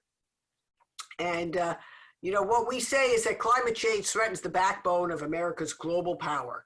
That's a piece I wrote with the former Army Chief of Staff, General Gordon Sullivan, who chaired our first military advisory board. And then, armies can fight wildfires, but they can also do much more about climate change. And that's about getting our own house in order and modeling it for the rest of America. And just this week, this recent week, I issued another piece about climate as a national security threat. We already see its effects, as I just gone through with you today. And finally, let me end with another piece. I invite you to look at all of these at your leisure on looking at a natural security strategy. And I think you who are watching here either because you're climate professionals or you're from the region, are very well poised to sort of think about how to turn these ideas into action. A national security strategy would elevate elements of nature in our own national security leadership. And part of that is climate change, which is what we've been talking about mostly today. But there are a few other elements in it as well, which goes to global biodiversity, which is being lost at an increasingly rapid rate and something we need to be mindful of in our total planning efforts in order not to lose more biodiversity and not to send more zoonotic diseases, such as what created COVID-19 and the coronavirus, across affecting the health of our entire planet. And then there's ocean health, and you all know that, I would assume pretty well. That could be a whole nother briefing in itself. I'll leave you with this. We need to get our house in order. We need to move to net zero emissions. We can build back our societies better as we integrate the threat multiplier recognition of climate change into our national security. I want to thank you all for joining me today. I hope you have found this discussion informative on the national security implications of climate change and its threat multiplier impact on all of us. Thank you, Ms. Goodman. We're taking virtual questions in the chat area and on our LinkedIn event page posted in the comments section. Visit the page later to view answers, ask additional questions, and join in the discussion. Thank you again to all of our presenters in the area of climate change science and effect. Next, we'll switch gears to focus on the area of climate change and the private sector. Next, I'd like to introduce Kara Hurst, Vice President, Head of Worldwide Sustainability at Amazon, who will speak to us about Amazon's road to net zero. Thank you very much for having me here today. And I would especially like to thank Washington State Insurance Commissioner Mike Kreidler for hosting this event and all of us in this really, really important discussion. So I'm excited to speak to all of the Climate Summit 2020 participants. My name is Kara Hurst, and I lead the development and execution of our sustainability work at Amazon globally. And one of the things that we are really excited about at Amazon is using our scale and speed and innovation across all of our products and business teams to focus on the key social and environmental opportunities across our business areas. And this includes, as some of you might know, retail, but also cloud computing and operations, our transportation, fulfillment, logistics, and all of the products that we both make and sell. So it's a wide array of different opportunities that we have to think about how sustainability impacts can be opportunities for all of our customers and opportunities to do good in the world. Some of these programs that we have include responsible supply chain management and social responsibility, sustainable products, packaging, renewable energy, certainly energy efficiency, circular economy, and social and environmental policy setting. So one of the things I want to start with as a description for how we work at Amazon is that all of our work that we do is grounded in science. And as many of you will likely be very aware, scientists have been telling us for a while now that we have a very limited window of time to make unprecedented headway towards some of the biggest environmental and societal issues right now.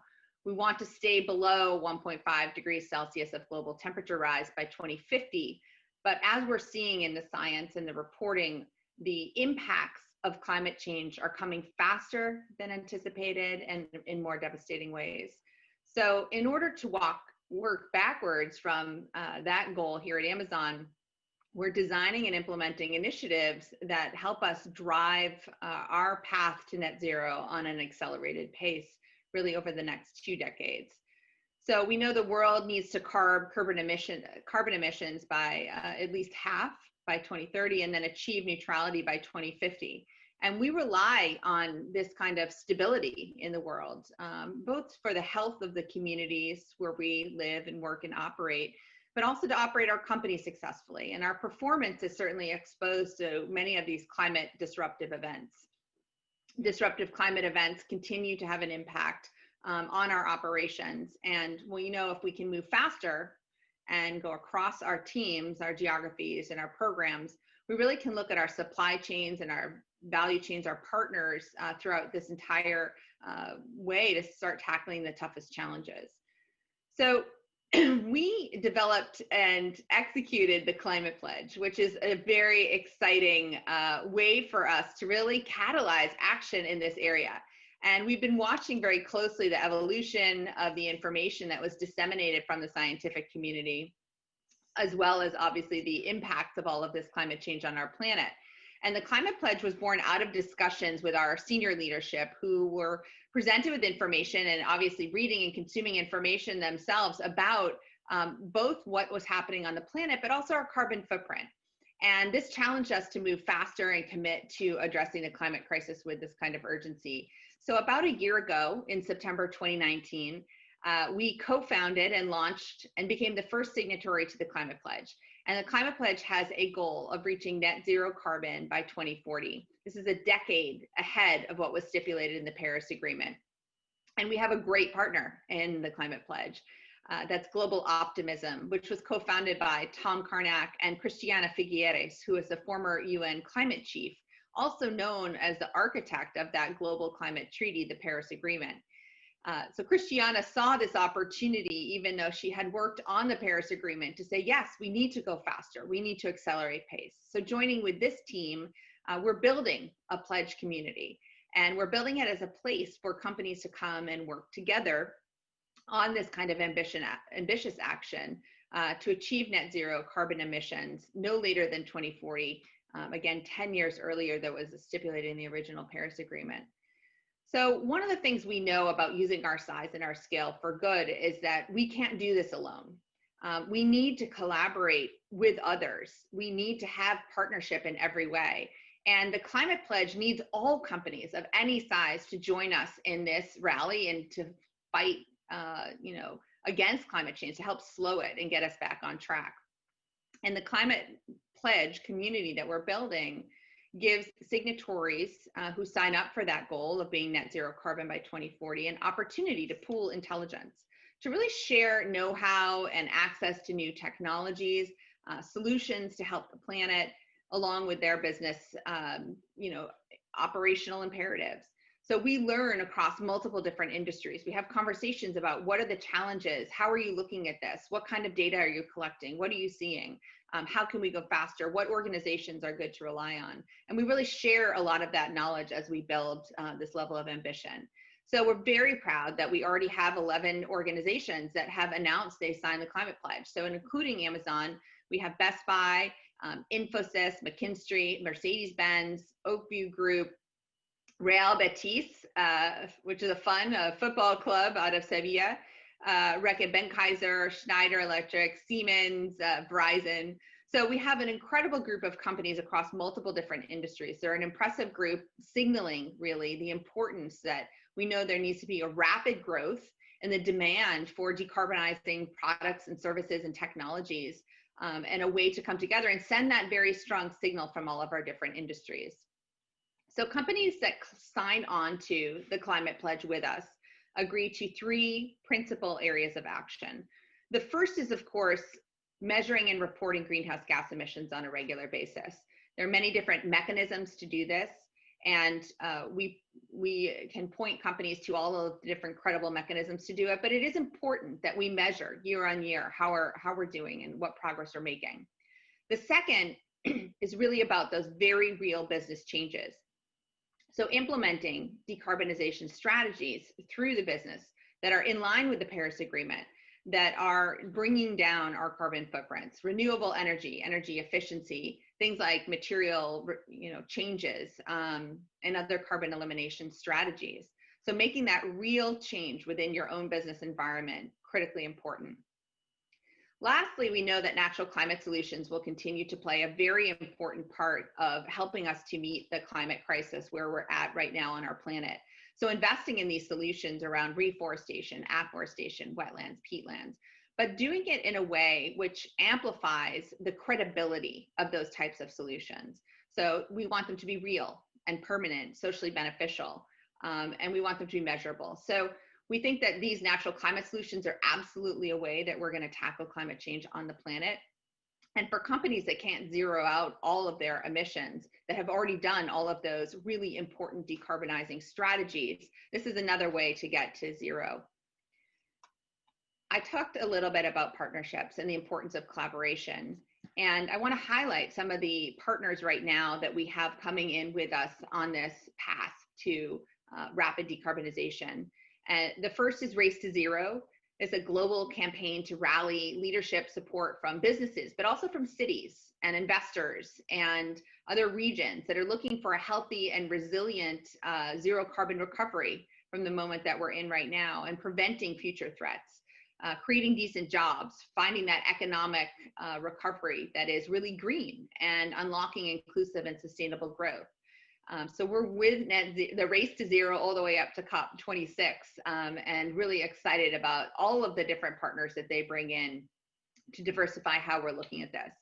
We Mean Business is a critical partner of ours. They're a coalition of over 1,200 companies led by 7 international NGOs that are really catalyzing business action. So driving policy ambition, accelerating solutions for business, working to help quantify that scientifically based measurement through science-based targets.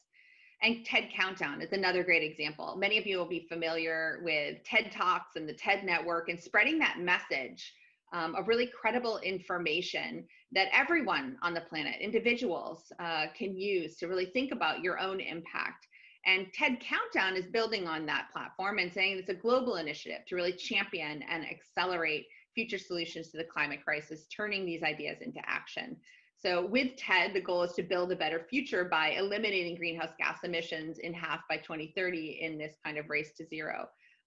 And we are really excited to use all of these partners to continue to spread the message, both to companies that we want to join the pledge, but certainly also to communities and to individuals, and say, we are all a part of this. We're all included in this. We also recently announced support to a new initiative with the Linux Foundation. And I thought this would be interesting to talk about today, because this aims to empower investors, banks, insurers, companies, governments, NGOs, and academia with AI-enhanced open source analytics and open data to assess climate risk and opportunity. And so this is a partnership between Allianz, Amazon, Microsoft, and S&P Global, which have committed to be founding members of this. There are a lot of ways in which we're also, of course, looking at the data and looking at how we can open source as much information we have around climate change on our planet to help us make the best decisions. I'll talk now a little bit about Amazon's role and what we're doing to use our size and scale to make a difference. We are a big company. We know we can't do this alone, but we want to get behind this climate pledge and really use our scale to drive that. So sustainability has been a pillar at Amazon for many years. And with the climate pledge, we're really articulating our ambition level. We know that we're going to get there. We're going to do everything in our power to stay focused and stay the course. All of our operators and our business leaders internally are really taking goals right now, making plans, walking through those milestones of what that looks like. So this has become part of our business planning, part of our operational way of working, and driving to what those goals could look like, working through solutions. Amazon's Sustainability Data Initiative is one of those projects internally that really helps our operators become informed as we do that, as we go along that path. And the Amazon Sustainability Data Initiative, or ASDI, as we call it internally, seeks to accelerate sustainability research and innovation by minimizing the cost and time required to acquire and analyze large sustainability data sets. So we currently work with scientific organizations like NOAA, NASA, the UK Met Office, Government of Queensland, to identify and host and deploy key data sets. And these are on satellite imagery, hydrological data, air quality data, ocean forecast data. So sometimes these data sets that have existed, and sometimes in an open data environment already, but they haven't been put together in one environment. In addition, ASDI provides cloud computing grants. And those are grants to folks that are interested in exploring the use of AWS or Amazon Web Services cloud computing technologies and scalable infrastructure to solve big long-term sustainability challenges with this data. So this is kind of a dual-pronged approach. We're making the data available in an open data environment. We're putting data sets together that have never been co-located before.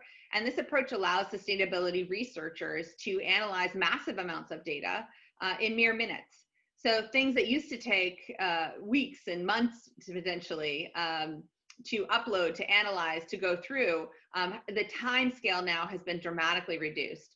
And regardless of where people are in the world or how much local storage space they have or computing capacity, they can access these data sets through both the open data environment and, if needed, the cloud computing credits. So it's a really transformational project and one that's been very exciting to people internally. We're also looking at this data, of course, to inform our own operational decisions. I'll talk a minute about renewable energy. This has been another thing Amazon has been working on for a number of years. And when we launched the Climate Pledge, we set our intention to reach 100% renewable energy by 2030. Over the last year, in that spirit of acceleration, in that spirit of looking at the data and thinking about where we could go faster, we took a look at that goal and revised it. So we're now going to reach 100% renewable by 2025. We're doing that through a combination of large wind and solar farms, but also utilizing our fulfillment network and the rooftop space that we have available. So to date, we've launched over 90 solar and wind projects globally, and we're on a path to execute more every single year until we reach that goal and keep going. On sustainable transportation, another area where we want to send a very strong signal when we sign the pledge that this is an area we need products and services, we need new technologies, we need to invest. So we placed the largest ever order of electric vehicles. We ordered 100,000 electric delivery vans from a company called Rivian, which is a US-based producer of electric vehicles.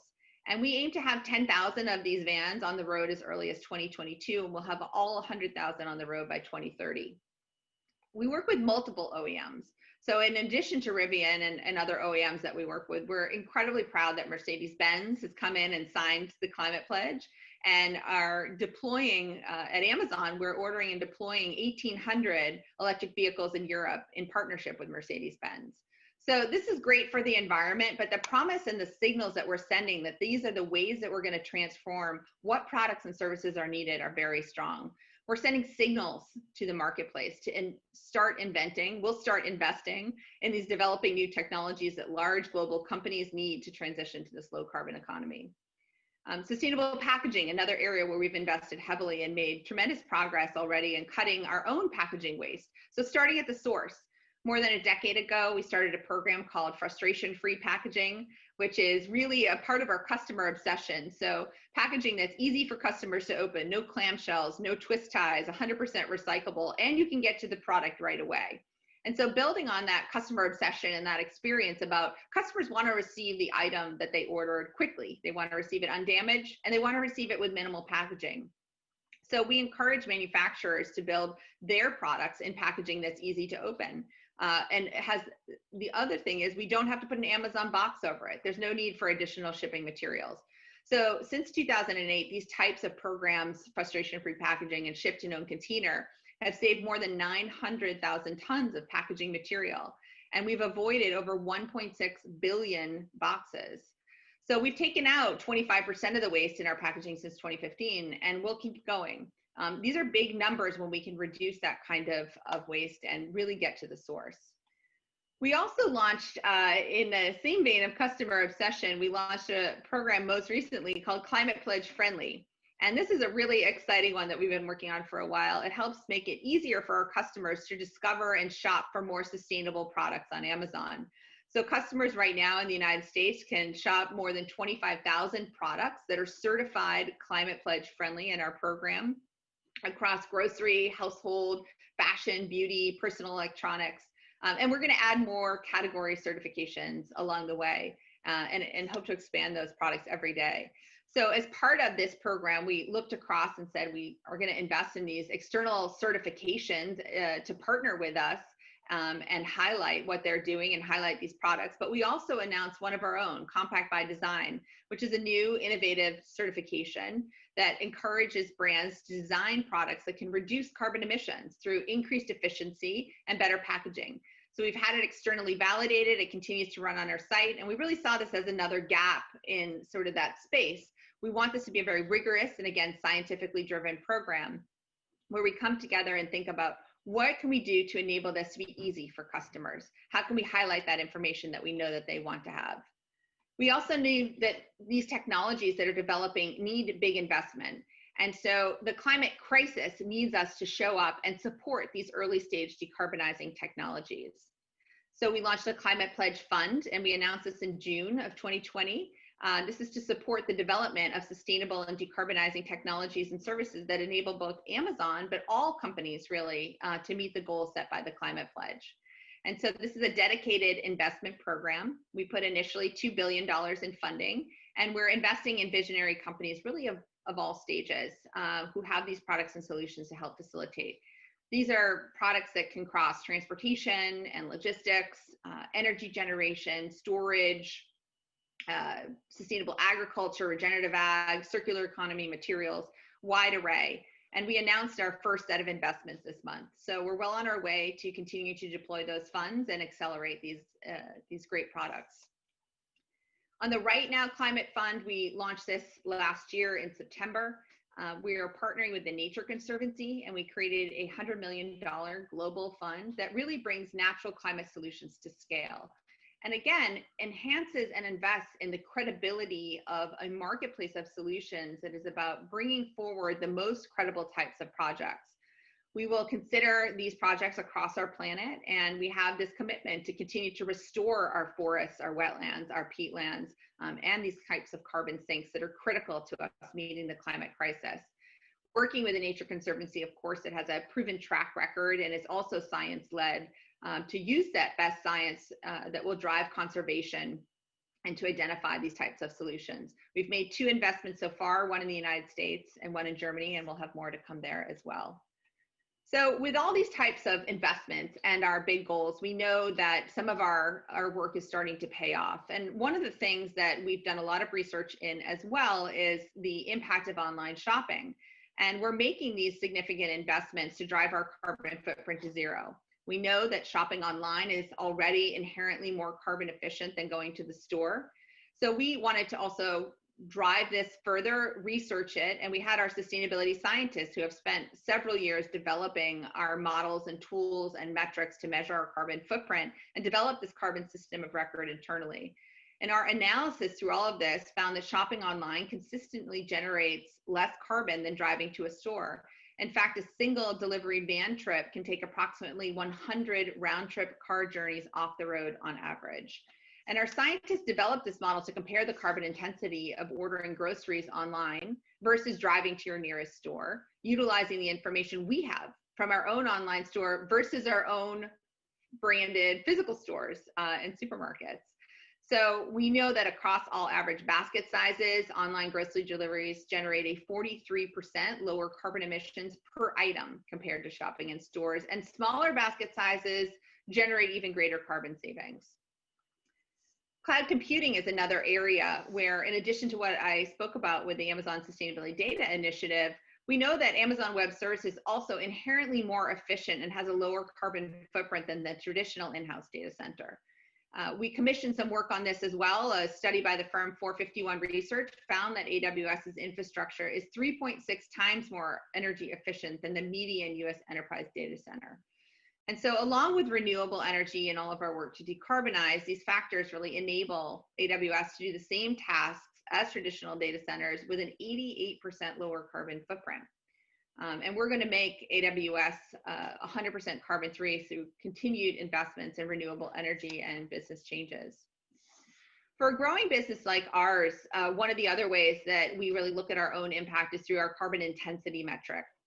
This benchmarks our performance year over year as it provides a relative comparison between annual performance metrics regardless of other changes to our business. I'm sure many of you have looked at these types of metrics as you've analyzed your own carbon footprints. And so while Amazon's net sales increased 22% in 2019, which excluded foreign exchange rates, our total carbon footprint increased 15% during the same period.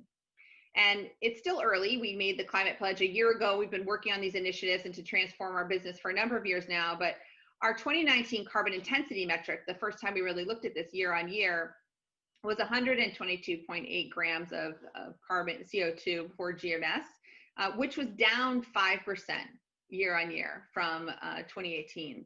So we're really starting to look at this in a very granular way, in a science-driven way, and think about, even as we're growing, how are we bringing down that carbon intensity of our business? And we'll continue to look at that year on year.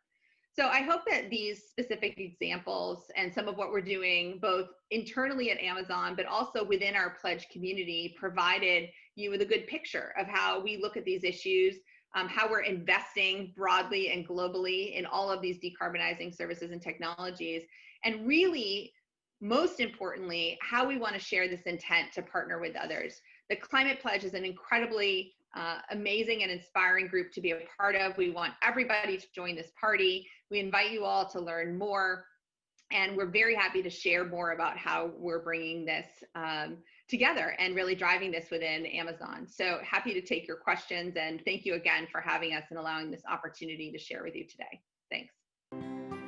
Thank you, Ms. Hurst. We're taking virtual questions in the chat area and on our LinkedIn event page posted in the comments section. Visit the page later to view answers, ask additional questions, and join in the discussion. Next, I'd like to introduce Michelle Lancaster, Director of Sustainability at Microsoft Corporation. Ms. Lancaster will speak to us about scaling ambition into action, the case for investment, innovation, and inclusion. Hi, my name is Michelle Lancaster. I'm Director of Sustainability Strategy at Microsoft, and here with you today, delighted to talk about our work on sustainability and the importance of innovation, investment, and inclusion when it comes to sustainability. Probably not surprising a tech company wanted to talk about innovation today. The first thing that I think is important when we have a conversation about sustainability is to get grounded in what each of us mean when we come to the table. Microsoft had a very deliberate conversation about this at the senior leadership team less than a year ago to really re-solidify our strategy. We've been doing this work for more than a decade. We set our first carbon reduction target in 2009, implemented an internal carbon tax, and became carbon neutral as of 2012. But the strategy review really helped us solidify what it was that we wanted to do and the unique place in the world that Microsoft occupies to really drive sustainability, not just inside our own four walls and for our customers, but really around the entire world. And what we decided was that we needed to reset our ambition. It was necessary but wholly insufficient for Microsoft to continue to focus on how to make Microsoft as green as possible. And in fact, we needed to play a role in making the world as green as possible. And so we reset our North Star, which is to become the leading platform provider of technology solutions to environmental challenges for every person and every organization on the world, in line with our mission. And we also took a moment to sit back and think about where are the areas that the world most needs technology solutions, where do we have our biggest material impact, and how do we drive those things together? And so for us, when we talk about sustainability at Microsoft, we really focus on 4 issue areas. It's carbon, water, waste, and ecosystems. Those are areas of importance for us. Carbon from our data center operation is not an immaterial thing. We use water in all of our facilities, and we have a waste footprint both from our devices and from our operations, as well as an impact on ecosystems.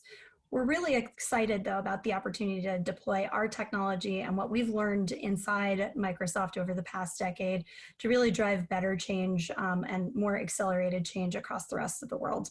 The other part of that senior leadership team review was really around the sense of urgency that we saw then and see today. And that is really precipitated by a 2018 IPCC special report that indicated that we have far less time and a lot more work than we thought we had to do in order to avoid the worst impacts of climate change by 2030.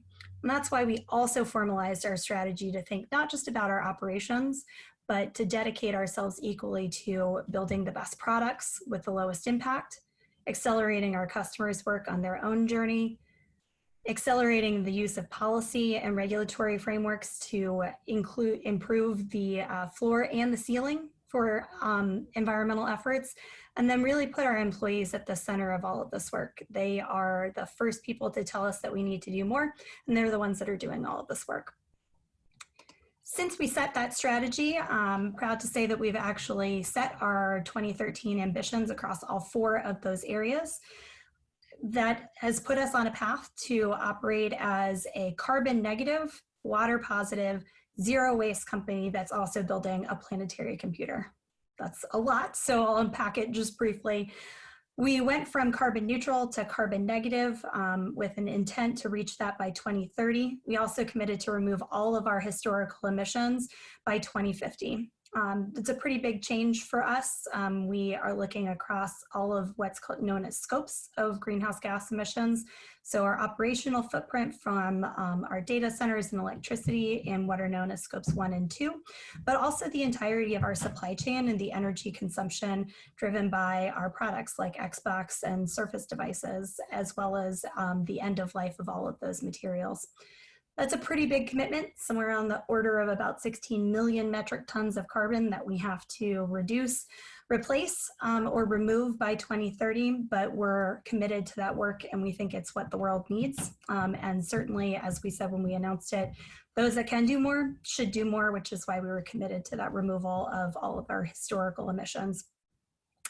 We just recently announced our water target to become water positive. What that means is that from an operational standpoint, we will replenish more water than we use as a company by 2030.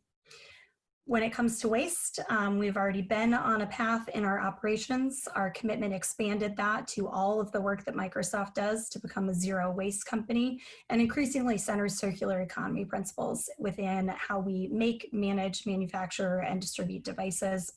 Then finally, with ecosystems, we committed to build a planetary computer, which simply means that we intend to build a compute platform that is strong enough and fast enough to process planetary level data sets and to make sure that we're capturing all of those data sets, because you can't manage what you don't measure, and that is where we have started all of that work. Now, that's a little bit about where we are from an operational standpoint, but as I mentioned, we think that's really just the tip of the spear when it comes to what Microsoft can do in this space, which is why we're really focused on driving a product and customer engagement strategy to help everyone move as quickly. It starts with helping everyone understand where they are and their footprint today. I think it's one of the best kept secrets in the business world that management of supply chain and commodities is down to an exact science. Management of carbon, water, and waste is still, in many cases, an estimate experience. And while we love people using Excel spreadsheets at Microsoft, we think there are better ways to manage your data, especially on such important issues. So really starting that journey in developing products and transparency and features to help everyone better understand what their footprint is today, because that's the on-ramp to getting better tomorrow. And that leads us into the second part of our engagement strategy. It's really developing and deploying the solutions at scale that can help people move more quickly. This is sometimes through an industry approach that we're taking. So for example, working with the financial services sector to better understand down at a granular level, what impact are ESG investments having, understanding the implications of climate risk in your investment portfolio, all the way to energy companies who are trying to reinvent themselves as renewable energy companies, divest their own fossil fuels, and continue to improve efficiency. We are also working across all of those industry portfolios to find new ways that allow everybody to better manage those 4 issue areas that we've talked about. And finally, at the end, the thing that gets us really excited and what we'll talk about a little bit more is around the importance of investment and innovation. I think all technology companies will tell you that we are working really hard to make ourselves better, and that's true and important. All of us are working on platform solutions and services that will help our customers better manage their footprint. What the world really needs, though, is investment in innovations that haven't been created yet. We know that we have a very large gap to fill in the rest of the decade to get to 2030 with a chance of still hitting our Paris Accord goals. And that means we have a lot of work to do. We intend to do that work in a collaborative and involved nature with the rest of our customers. These problems are too big for any one company to try to develop one solution that fits all of them. And so we're really excited about the idea of where we can co-innovate, build net new solutions with our customers, and in some cases with people that would normally be considered our competitors. So now that you know what Microsoft is doing, probably a good time to take a step back and figure out how this could potentially apply to you and why we're doing it in the first place. And the easy answer is that it's both what companies need to do and what companies should do. And it is increasingly an expectation not just to have the right PR around sustainability, but to do the right things and to measure it correctly. That's an expectation that has increasingly been set by our shareholders as we look across the investment opportunities and how they're evaluating companies. We really see that it's not just what our investors want out of us, it's because of the performance that it's driving. And so investment in sustainability, not just on a couple of efficiency improvement measures, but really deeply transforming the business so sustainability is embedded into the C-suite, embedded into all of the business groups, and is really at the core of what every company makes and manufactures and sells to customers. It makes a real difference on financial bottom line. We've seen this already through some research that's been done about how that MCI has done around companies that are highly rated on the ESG scores, how they tend to deliver performance. And we have seen this in extremely detail in the past several months as we look through COVID recovery. Companies that are well regarded on the ESG scale have performed and outperformed their peers as we've gone through this economic recession on a global level. So investors are driving it, but not because they want to see a change in the world necessarily. That's helpful, but also because it has a very real business case and a business return on those. I also think it's got a massive business opportunity, and not just for technology companies like Microsoft, but really for every company to take the time to embrace this opportunity for sustainable digital transformation. There are just a couple of numbers that I would talk about in this space. The first is there's about a $60 billion opportunity around energy optimization. And that's something that everyone has, whether you're managing a building, a retail facility, or a manufacturing facility. Better optimizing your energy consumption can both lower your operational expenses and substantially lower your carbon footprint. We see the same thing in agriculture. There's approximately $12 billion worth of value to be unlocked in the agriculture space by embracing more sustainable operations, eventually enrolling your lands into soil sequestration and carbon credits, and a way to better access subsidies and insurance rates in the future. And finally, on that note, we see carbon markets simply exploding through the rest of this year. We've always been an investor in carbon markets since we became carbon neutral in 2012, but we believe, and based on the research, that this opportunity is going to grow substantially, and that is both in terms of companies and organizations and countries enrolling in programs to note that they are reducing their carbon, but also in companies that need to purchase that to meet their own goals. And we expect that market to be approximately $200 billion by the end of 2030. So it's not just good things for business to do, it's actually good for business. Now, with all of that investment, with all of that energy in innovation and that investment from the financial services, you might be wondering why we're still so focused on it, because clearly it's problem solved. Not in the slightest. As it turns out, the number of green technologies that have been underinvested in by some time and the length of time that it will take to get those to market at scale is still a really big problem. And that's something that we've also committed to closing that gap, not just through our own investment in innovation, but really through deploying our capital in different ways. So like Amazon, we also have a external investment fund that's really intended to accelerate innovation. Ours is called the Climate Innovation Fund, which we introduced this January. It's a $1 billion fund that is set up really to focus on accelerating technology development and deployment in several key areas. And that is, these are areas that are traditionally underfunded. Renewable energy has seen a great amount of investment. It's incredibly important. But we know that there are other areas like alternative materials composition, so carbon-free cement, for example, low-carbon building materials, investment in nature-based solutions, and really looking at underfunded markets, both in terms of technologies, but also in terms of geographies, are really important to have a focused investment strategy on.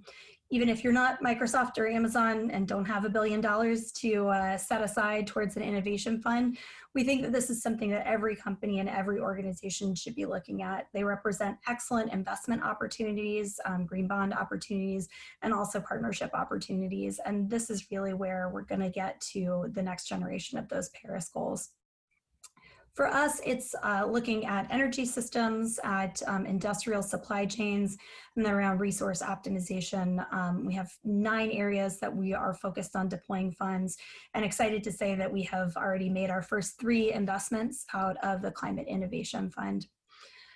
The last thing that I want to talk about today is around inclusion. And I think that that is the last of the I's that we have to get right when it comes to climate change. The technology will come, the innovation will come, the investments will come. We have to be extremely careful and extremely diligent about ensuring that those are done in an equitable and inclusive way. We know that the countries that are most likely to be hit hardest by climate change are the ones that are least industrialized, least developed, and least invested in. They have, in many cases, most of the world's natural resources, but the least access to capital. And that's where that innovation and investment with a focus on inclusion can really drive transformation forward. We have made equity and climate inclusion a key principle of the Climate Innovation Fund. The transition to a just and equitable future from a sustainability and economic point of view is a core reason that we focused on removing our historical emissions. And it's also at the heart of our biggest renewable energy purchase ever. We announced this July that we were going to take a different tack to investing in renewable energy. Usually when companies do this, we focus in on the best price, the best location, and the largest amount of sort of bang for our buck out of these power purchase agreements. What we found, though, is that that tends to mean that most of these renewable energy projects end up in communities where they have a high degree of wind capabilities, so they tend to be oversaturated in single markets, and very rarely are they owned or operated by companies that are in those communities. We did a 500 megawatt deal with Soul Systems this year to try to change that. It's a portfolio approach that will find and develop projects inside particular communities that have been traditionally underserved, that lack access to renewable energy. And we've paired that with grants to ensure that those communities not only benefit from clean energy, but have the ability to gain the skills to be part of that clean energy workforce, and also the potential to actually take an equity stake in those projects as the developers have purchased and built them.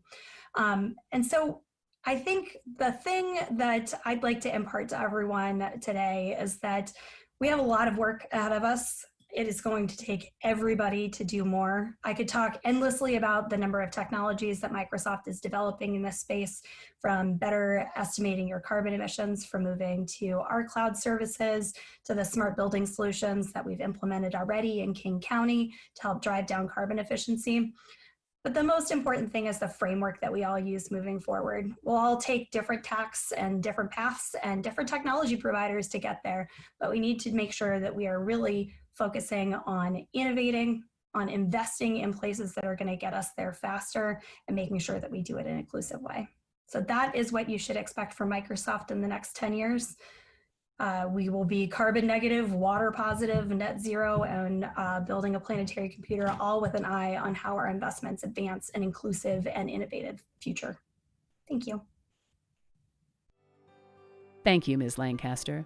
We're taking virtual questions in the chat area and on our LinkedIn event page posted in the comments section. Visit the page later to view answers, ask additional questions, and join in the discussion. Next, I'd like to introduce Francis Bouchard, Group Head of Public Affairs and Sustainability for Zurich Insurance. Thank you, Commissioner Kreidler, Jay Bruns, and the whole team for the invitation to present at this important climate summit. My name is Francis Bouchard, and I'm the Head of Public Affairs and Sustainability for Zurich Insurance Group. Zurich is a large global insurance company that's been active in the United States market for over 100 years and writes insurance in all 50 states. I'm honored to be here today, not only as the only non-Washington-based company presenting as part of the Role of the Private Sector series, But I guess I'm even more humbled to be sharing the stage here in a way with companies that are truly showing what leadership by example means. I hope Zurich's journey can live up to those high standards.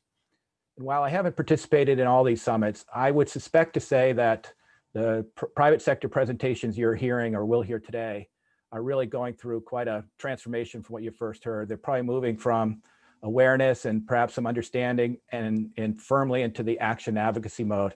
I think that says a lot about the progress we're making as a private sector on this topic of climate change.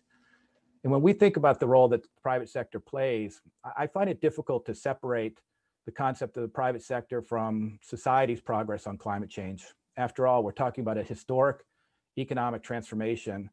And by very definition, those economic actors are going to play a major role. When individual companies are faced with deciding what role they want to play on the climate topic, I would suggest they have to ask themselves three primary questions. First, how does climate change stack up against your own value structure?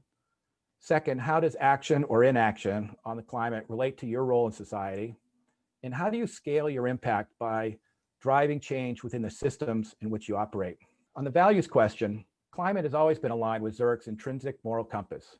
Maybe it's because we're a European company, but we've always seen a broader social obligation in our reason for being.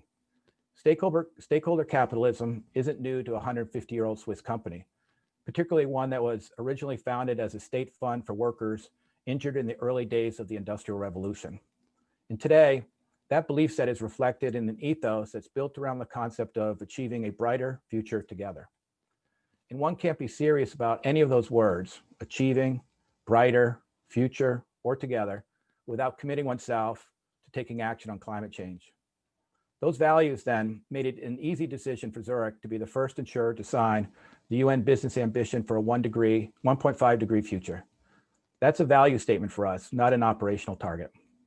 And once values are aligned, companies need to ask how they define their role in society.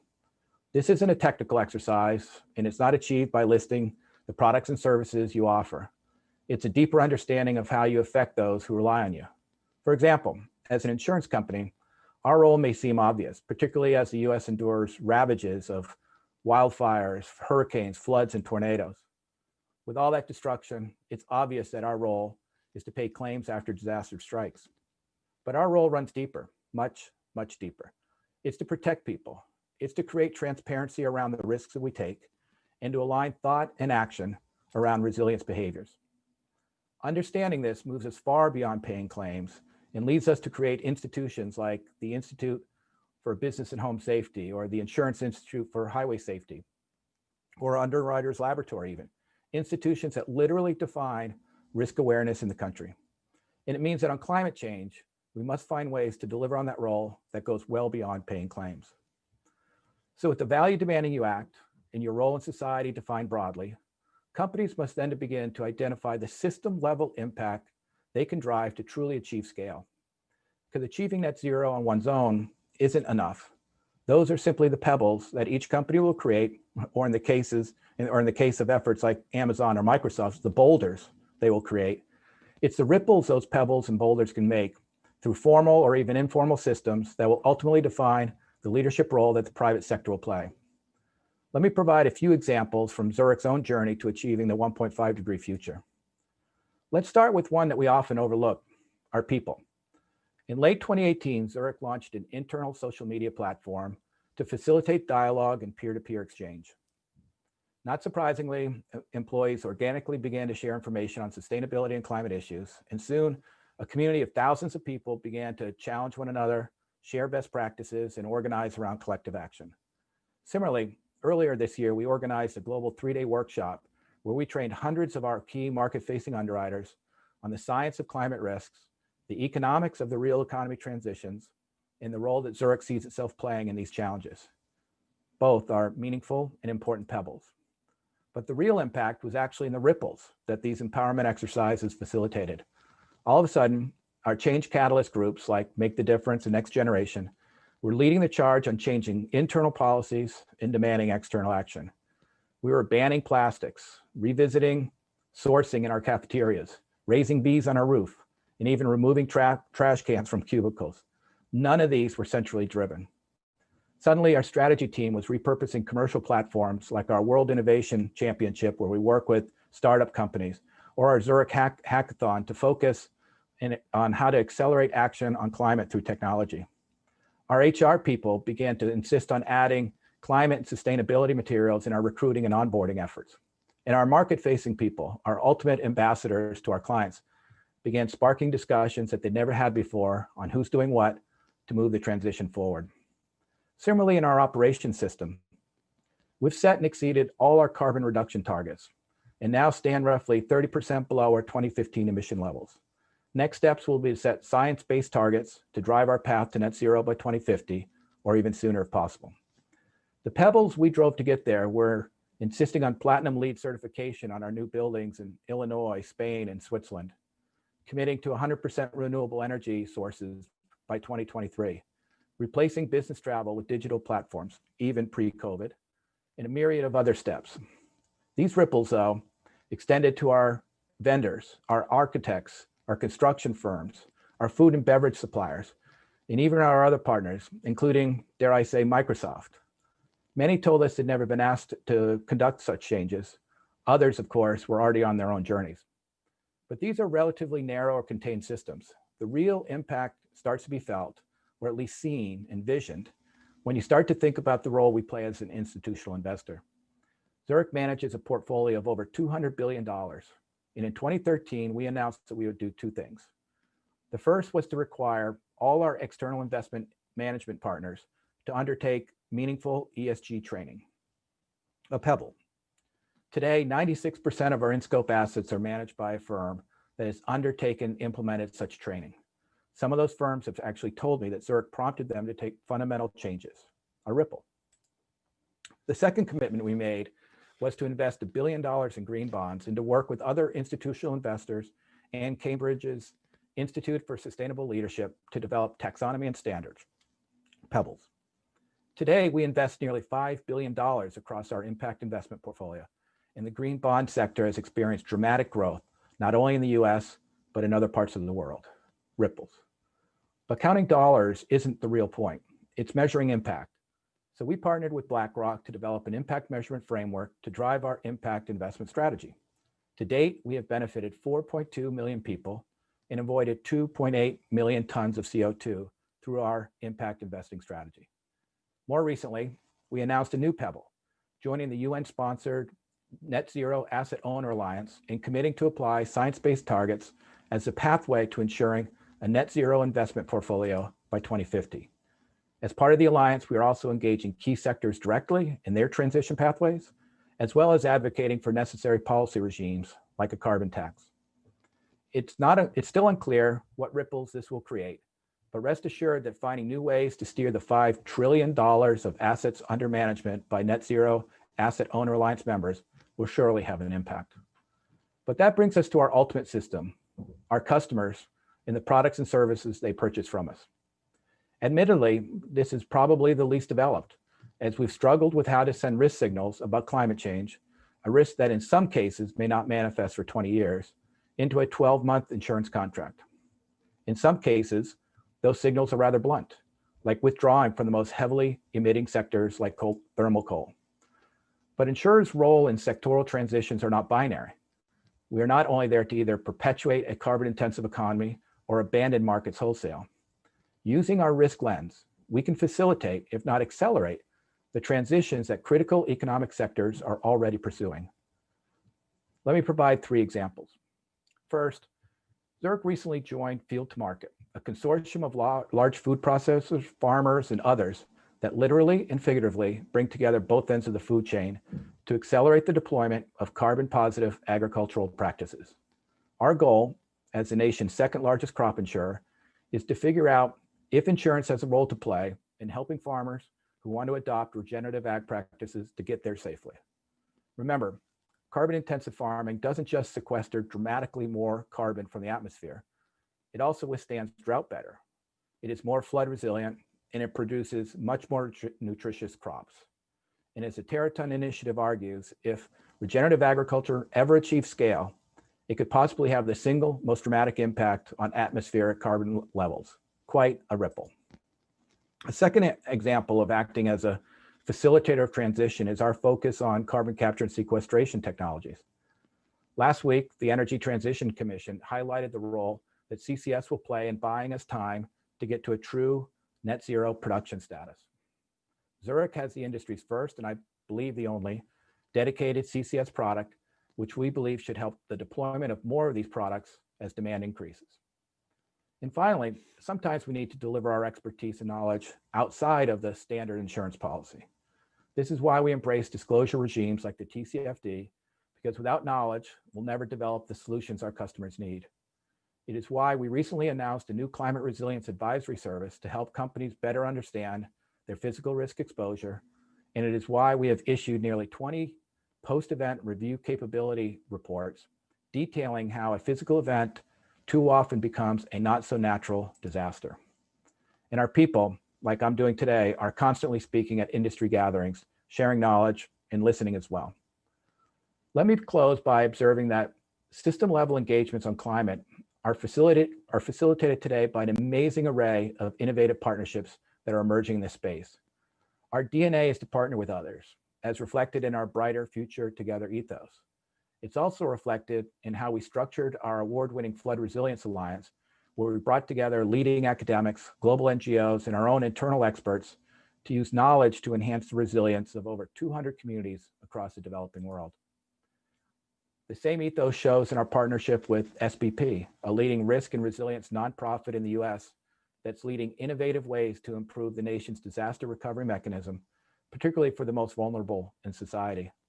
And it's reflected in our membership in coalitions across the world, ranging from the UNPRI and UNPSI to the Net Zero Alliance, the Coalition for Climate Resilient Infrastructure, and others. I know, lots of letters, but a lot of activity. Climate change impact is the ultimate team sport. In the sense of possibility these partnerships exude is what gives me hope that the private sector will lead this transition. Thank you for inviting me to the summit, and I look forward to hearing more from other speakers. Thank you. Thank you, Mr. Bouchard. We're taking virtual questions in the chat area and on our LinkedIn event page posted in the comments section. Visit the page later to view answers, ask additional questions, and join in the discussion. And finally, I'd like to introduce you to Christoph Krumm, CEO and co-founder of Ceronics Renewables, who will talk to us about changing the way the world cleans and solving laundry's climate problem. Hi, my name is Christoph Krumm, and I'm the CEO and co-founder of Ceronics Renewables, a startup developing eco-friendly ingredients for cleaning and personal care applications. First off, I'd like to thank the Office of the Insurance Commissioner for inviting me to speak at this climate summit. I wish we could be there in person, but I'm thankful for the opportunity to present to you today. Today, I'll present a little bit about who Ceronics is and what we do, as well as our work to make cleaning products greener. But first, I want to give a little bit of context into the challenges that we face in making cleaning products and where we can have the best impact in terms of sustainability. Now, you've maybe thought a little bit more about cleaning products than you'd like over the past 12 months. I know I've had friends and family reaching out, asking to me how cleaning products work, what works best on certain surfaces and so on. But in general, it turns out most of us don't usually think day to day about what ingredients are in our cleaning products. We know that we want something that always works. We want something that makes us feel good about using it. And increasingly, we want something that's eco-friendly. In the US, we consume over 600 million bottles of laundry detergent every year, which translates to about 11 million metric tons of product that ends up going down your drain. However, only about 3% of those cleaning products are eco-friendly, and yet 70% of consumers say that they would rather purchase those eco-friendly products if they were cost competitive with conventional ones. So where's the disconnect? What does it really mean for a cleaning product to be eco-friendly? As a consumer, it's almost impossible to figure out when you're standing in the store aisle trying to figure out and differentiate between products. What does it really mean to be eco-friendly or plant-based? What does biodegradable actually mean? These aren't things that are easy to answer, but we can get a little bit more clarity in all of this if we look at the overall laundry life cycle. So What you're looking at here is what we call the cradle to grave process for a laundry detergent ingredient. And that means from where we get the raw materials for the ingredients that we make all the way to where that product ends up going, which is down the drain. Every ingredient in a cleaning product goes through this life cycle. You've got your raw material sourcing, and that's where decisions can start to be made. For example, the majority of our cleaning products, like I said, come from petroleum sources, but we can also source them from plants. This is a little more expensive, but it's an emerging category and something that's of increasing importance to a lot of cleaning product brands. We follow that to the production of the material. How much energy goes into making the ingredient? How many other products are you using alongside of that? And is there waste associated with those? Next, we go to bottling and distribution. How much plastic are you using in the bottle? That matters, obviously. If you're shipping a lot of water with your material, the distribution also has a big CO2 impact. And then next to consumer use, and this is a surprising category that I'll go into next, but consumers have very strong habits in what they do. For example, you choose a laundry temperature to wash your clothes at, and that impacts how much energy that process uses. And then finally, the disposal, when your laundry machine or washing machine dumps it down the drain, goes through a wastewater treatment facility and back into our oceans, where in the wastewater treatment facility, it biodegrades in general. But we can also begin to kind of figure out which components of these matter more. And product brands, especially large ones, do a really great job of reporting what impacts what specific components of this life cycle impact the laundry process the most. And a few that I mentioned are greenhouse gas emissions. That's pretty straightforward. Water use, how much water are we actually using for the washing process, but also for sourcing raw materials and manufacturing. And then finally, waste. How much stuff are we throwing away because of doing our laundry? And what you can see from this right away is that there's a few categories that matter a ton. Consumer use accounts for 68% of the overall cradle to grave life cycle greenhouse gas emissions. That means that your laundry machine is the single biggest energy contributor to the overall greenhouse gas emissions of the laundry process.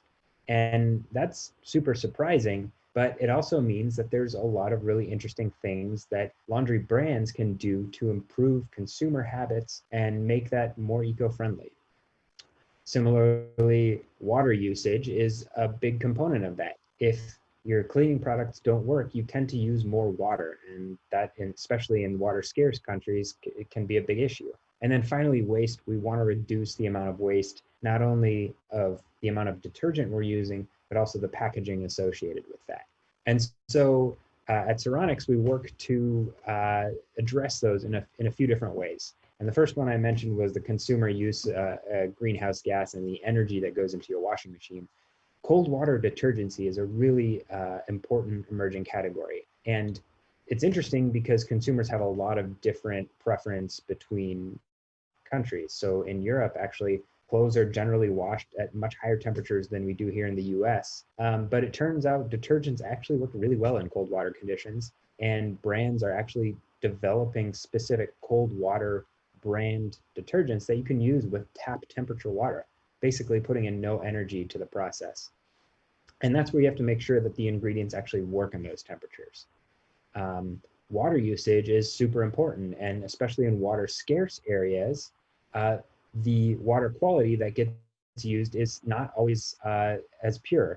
So there can be hard water contaminants like calcium and magnesium. If you've ever shampooed your hair in hard water, the shampoo doesn't really foam and it doesn't really rinse out. It forms a gooey, sticky mess. That's what happens on your clothes, and that's why hard water is a huge problem. You can see here a little map where the red areas are the areas with the hardest water. Orange is pretty hard, and then you can see the US is largely green. Although I will say, a large component of the US has very hard water also. And then waste and primary packaging. So the plastic bottle that your detergent comes in is super important, and brands are working to make detergents more concentrated or even eliminate the plastic bottle altogether. And those are just some of the areas where we have the biggest levers to pull in the cleaning products industry. At Ceronics, we're developing what we call better performing eco-friendly ingredients for cleaning products. And we developed this over the past 4 years as a startup company. But we're really focused on delivering sort of the premium performance that people expect from a cleaning product, but doing that in a really eco-conscious way. And I mentioned hard water, and that is a really big challenge for laundry detergents. The main ingredient in a laundry detergent is called a surfactant, and that's a contraction of the word surface active agent. And basically what that just means is it's the ingredient in the detergent that goes to the surface of your clothes and pulls off the dirt. It's the really important ingredient. What you're looking at here are the two main ingredients in Tide and 7th generation laundry detergent when you put them in hard water. You can see that the solution in that vial forms a cloudy sort of suspension of particles. It looks dirty. Basically, this is exactly, when I mentioned the shampoo, this is exactly what's happening in that vial. The hard water that's present there causes these surfactants to stop working. And needless to say, that's not going to do a whole lot of cleaning. At Ceronics, we invented a new cleaning surfactant or new cleaning product ingredient called the eosic surfactant, and it works 500 times better in hard water conditions. And what that means is that even when there's really high hard water concentrations, the kind where you form scale on your drinking fountain or your hot water boiler, even under those conditions, our surfactant works and it cleans well. And better yet, it's 100% biorenewable. It's made from plants versus petroleum. And you can see here in those vials that even under those extreme conditions, that it stays very clear. What does that mean for a laundry detergent? Well, conventionally, what a laundry detergent brand will do is they'll incorporate an active cleaning molecule or a cleaner, this surfactant, along with additives that are there to boost the performance in hard water. Ours doesn't need those additives, meaning that we can make products that are more concentrated, they're more eco-friendly because we're using less material, and that inherently makes them more cost competitive. But we're also not the first to come up with an eco-friendly cleaning product ingredient.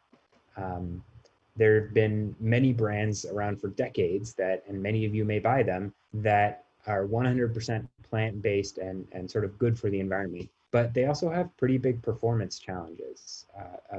If you're familiar with the Wirecutter, which is like the New York Times equivalent of Consumer Reports, they recently showed that a renewable brand was worse than plain water itself on wine stains. And it's more than just wine stains. These detergents actually work pretty well, but there's this customer perception that these types of products don't work quite as well for those few stains where they maybe don't. Similarly, other brands, conventional brands, have tried to make their existing products more eco-friendly. A recent brand developed sort of a eco-friendly offshoot of their very well-known brand, and it was 65% based on plants, meaning 65% of the raw materials come from plant resources and the remaining 35% come from petroleum. That's pretty good, but it turns out that the main ingredient that's in those products has a carcinogenic byproduct called 1,4-dioxane. And the state of New York recently started limiting or setting thresholds on that. California has been looking at it. So there's kind of increasing pressure on the human health aspect of that. And this is where our ingredient really shines, because we have a 100% plant-based ingredient. It enables this reduced cost and better performance, and it does that all with great product safety without this dioxane present. And we do this in a way of combining three main ingredients. So this is sort of the general structure, and I won't go too far into the chemistry, but basically the way the main ingredients in a cleaning product work is you have what's called a hydrophilic functionality, which is literally means water loving. It's the part that makes your detergent dissolve in water. And then it's got a hydrophobic functionality, and that's the oil loving component. And that's the part that will bind to the greases and the oils on your dishes, on your clothes, and so on.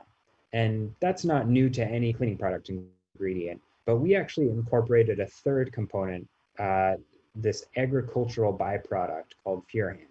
And this agricultural byproduct is what enables this entire set of three components to work together to have really great performance in really adverse conditions like hard water. And that's what gives us that performance advantage. And you can see that performance advantage. This is a comparison of our eosic surfactant compared with the main ingredient in Tide on blood stains. Blood stains are super challenging to get out. They're one of the toughest ones. And you can see here on the left column, you've got kind of a uniform blood stain on a piece of cotton. And then on the right, it's after we've washed it. And you can see that our ingredient works much better on those types of stains. And that's because that's a really tough one to get out. And those numbers correspond to what we call a stain removal index, but it basically corresponds to how much of the product was cleaned. Now, when we make these ingredients, I mentioned that we consider sort of the overall life cycle, cradle to grave impacts of the products. And not only does it matter where you source it, but also it matters how you transport it and the supply chain associated with that. And those can have really meaningful greenhouse gas impacts. So this is a comparison of our ingredient versus one of those that you might find in an existing detergent product. Even when they're partially made from something like coconut oil, for example, a plant-based resource, they generally use other petrochemical ingredients as well. So like I mentioned, there was this 65% biorenewable product, as in it's 65% made from plants. Ours is 100% made from plants because we use these agricultural waste resources instead. And that affords you certain greenhouse gas improvements. So you can see just from the raw material sourcing and the manufacturing alone, we have a 44% reduction in the CO2 footprint of just making our ingredient. But there's even more to that because our ingredient can actually be shipped 100% pure. And conventionally, these types of ingredients are actually shipped only 30% because if you ship them any more concentrated, they actually start to fall apart. And because ours is so stable, we can ship it 100% pure, meaning we're not shipping any water. And that's important because paying to ship water is expensive and it also has a big greenhouse gas impact. So then there's a net 70% savings from that, which leads to roughly 52% CO2 reduction just in switching from our one ingredient to another in a laundry detergent. Now, the Ceronics team, I mentioned we've been around for about 4 years. We're a Seattle-based startup company. And over the past 4 years, we've kind of developed a proof of concept for this technology, developed the ways we're going to scale it, and we're working to partner with chemical manufacturers to bring this to market. The team consists of myself, as well as my former, actually, PhD advisor and co-founder. He's at the University of Minnesota. His name's Paul Downhauer. And then we have a really great team of chemists and chemical engineers at our facility in Fremont who work day in and day out to develop the technology behind it, the applications for how we do it, and how we apply them in different cleaning products, and also interface with our partners to bring this to market. And over the past 4 years, we've kind of developed this all using actually federal grant funds as well as partnerships. So we've got funds from the Department of Energy and the National Science Foundation, which have kind of helped fund the background of the technology. And then we went and partnered with groups like Los Alamos National Laboratory, as well as the Rapid Manufacturing Institute to develop aspects of scaling us. And then recently, we were very fortunate and lucky to have won a number of different awards. One was the 2019 Imagine Chemistry Challenge, which is a joint innovation challenge hosted by Unilever and Nouryon, which is a Dutch chemical manufacturer. And the result of that was 2 joint development agreements that we're working on with those companies. And then a few other awards. And then I'm super happy to announce we recently closed our first investment round, which is going to help us with scaling this technology and bringing it to market. And ultimately, also bringing it to markets beyond just cleaning products. These types of ingredients are used all across the board, whether they're in cleaning products like spray cleaners or laundry detergents, they're in personal care and cosmetics like your shampoos, even as far as toothpaste. They're used in agricultural applications where you want to make sure that if you do use herbicides and pesticides, that they work as effectively as possible so we can minimize the use of those active ingredients. And that's where these types of ingredients have a big impact as well. And then even areas like paints, inks, and coatings, these types of ingredients are used. So it's a very broad, huge market. These types of ingredients are used in all sorts of products that you never really think about day in and day out, but are hugely important to our everyday lives. So we're really excited about the future and super excited to continue developing our technology. And thank you very much for the opportunity to present to you all today. Present our journey to make detergents greener so that your conscience can be as clean as your clothes. Thank you. Thank you, Dr. Crum. We're taking virtual questions in the chat area and on our LinkedIn event page posted in the comments section. Visit the page later to view answers, ask additional questions, and join in the discussion.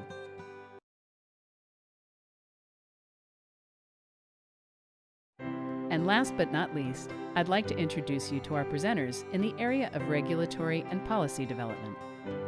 First, please welcome Hannah Vizcara, staff attorney at Harvard Environmental and Energy Law Program, who will focus her remarks on regulating climate, developments in financial and environmental regulation.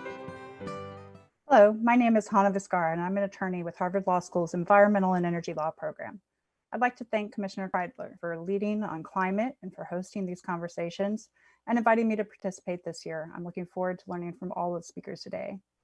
At EELP, we track and analyze the evolution of environmental and energy regulation at the federal level.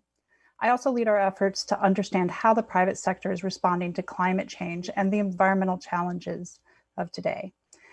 So today I'm going to discuss developments in climate-related corporate disclosure and financial risk management, focusing on federal regulatory trends and how the current environmental deregulatory efforts at the federal level affect the potential for future action on climate change. Right now, we've got fires burning in the West and an unprecedented number of storms forming in the Atlantic. And these just highlight the urgency of the calls by investors and others for better consideration of climate change risks in financial disclosures and strategic planning. These topics have gained prominence in the last 5 years as high-profile individuals like Larry Fink and Mark Carney and groups like the Financial Stability Board's Task Force on Climate-Related Financial Disclosures have raised the alarm, provided structure for discussions, and found ways to achieve agreement on general frameworks. On this slide, I've listed some early actions that represent this shift, but much more has happened since. And it really represents a new recognition of climate change's impact on our economy and our financial system.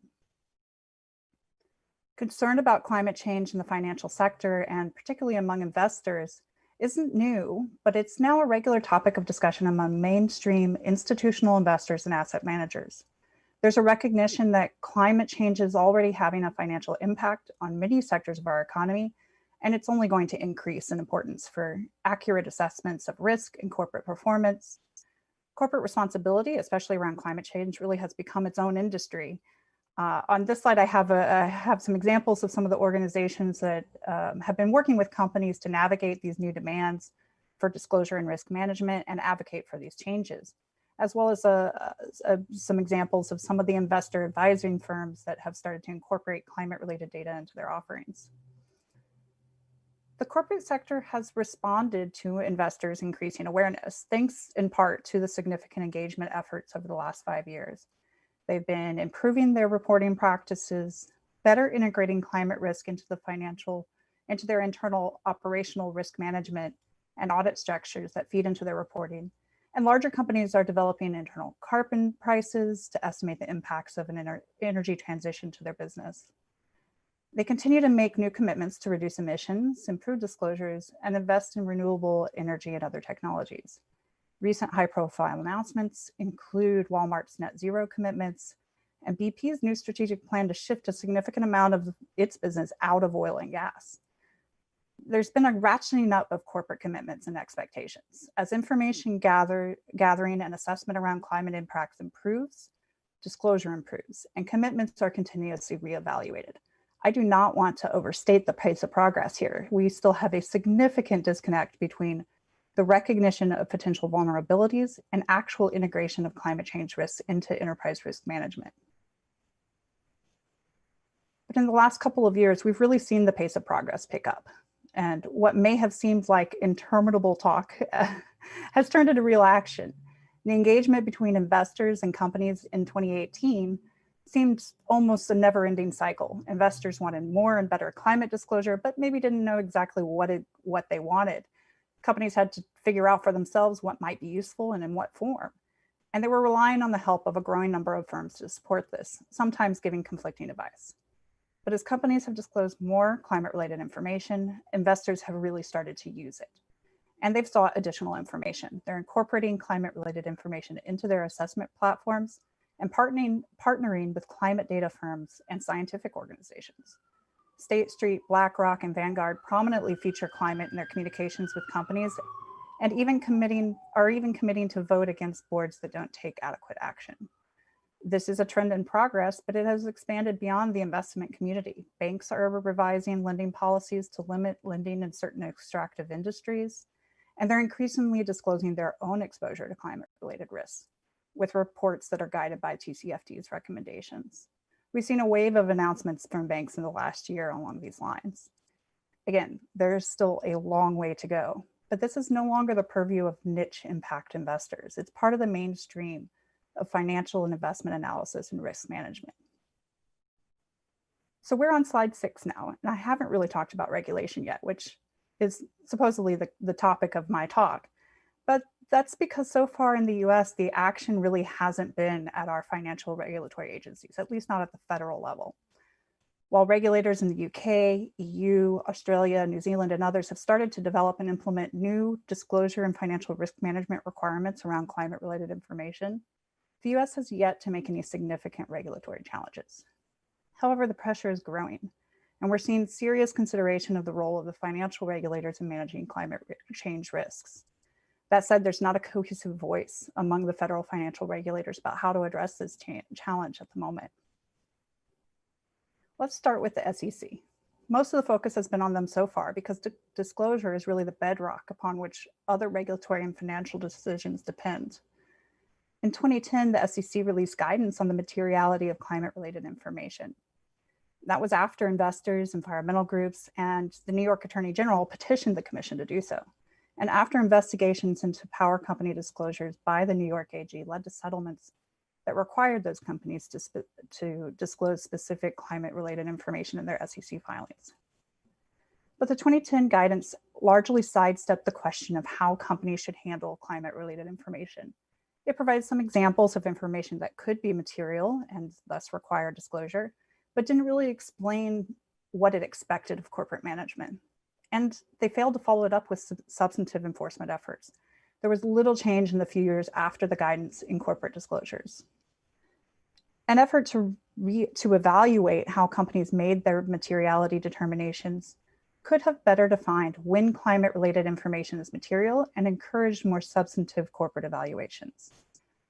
In 2016, the SEC again opened a door to new regulation in a concept release that specifically requested comment on whether to require additional disclosures specific to climate change.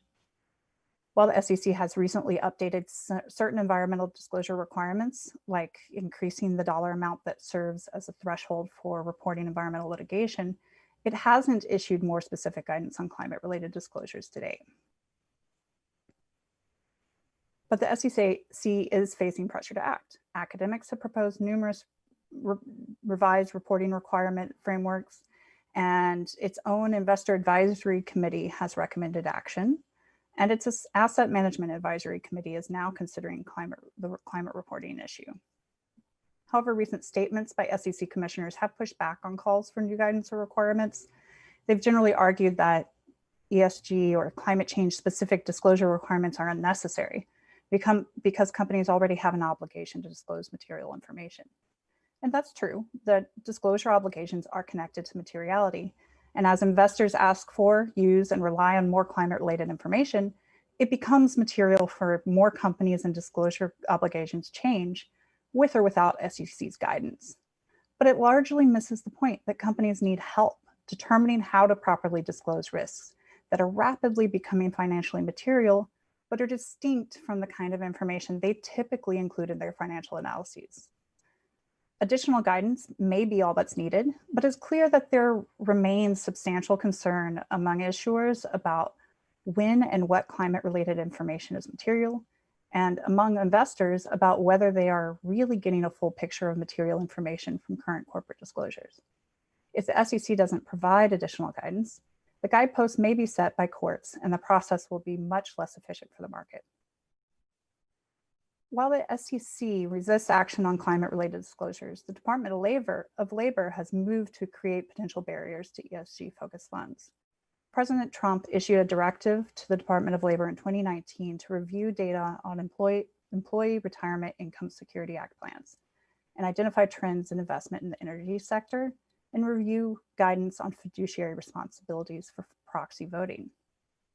In June, the Department of Labor proposed amendments to the investment duties regulation that discourage consideration of ESG factors like climate in ERISA-covered plans, emphasize financial outcomes above all else, and restrict the ability of fiduciaries to offer ESG-themed funds as default options. And it also required potentially burdensome documentation. This proposal may dampen recent enthusiasm for ESG-focused investments and could discourage integration of topics like climate change in investment decisions, but it doesn't preclude such integration. The proposal explicitly recognizes that the potential financial materiality of ESG factors. Asset managers like State Street have come out against the proposal, and at this stage, it's not final, so we'll see what happens in this administration. But not all financial regulators have taken such a dim view of climate change risk management. Financial and bank regulators with substantial independence from the White House are assessing climate-related risks to the financial system. The CFTC's Market Risk Advisory Committee commissioned a report on climate-related systemic risk that was released in September. It's a broad effort to consider systemic financial risk of climate change and provides recommendations for financial regulators.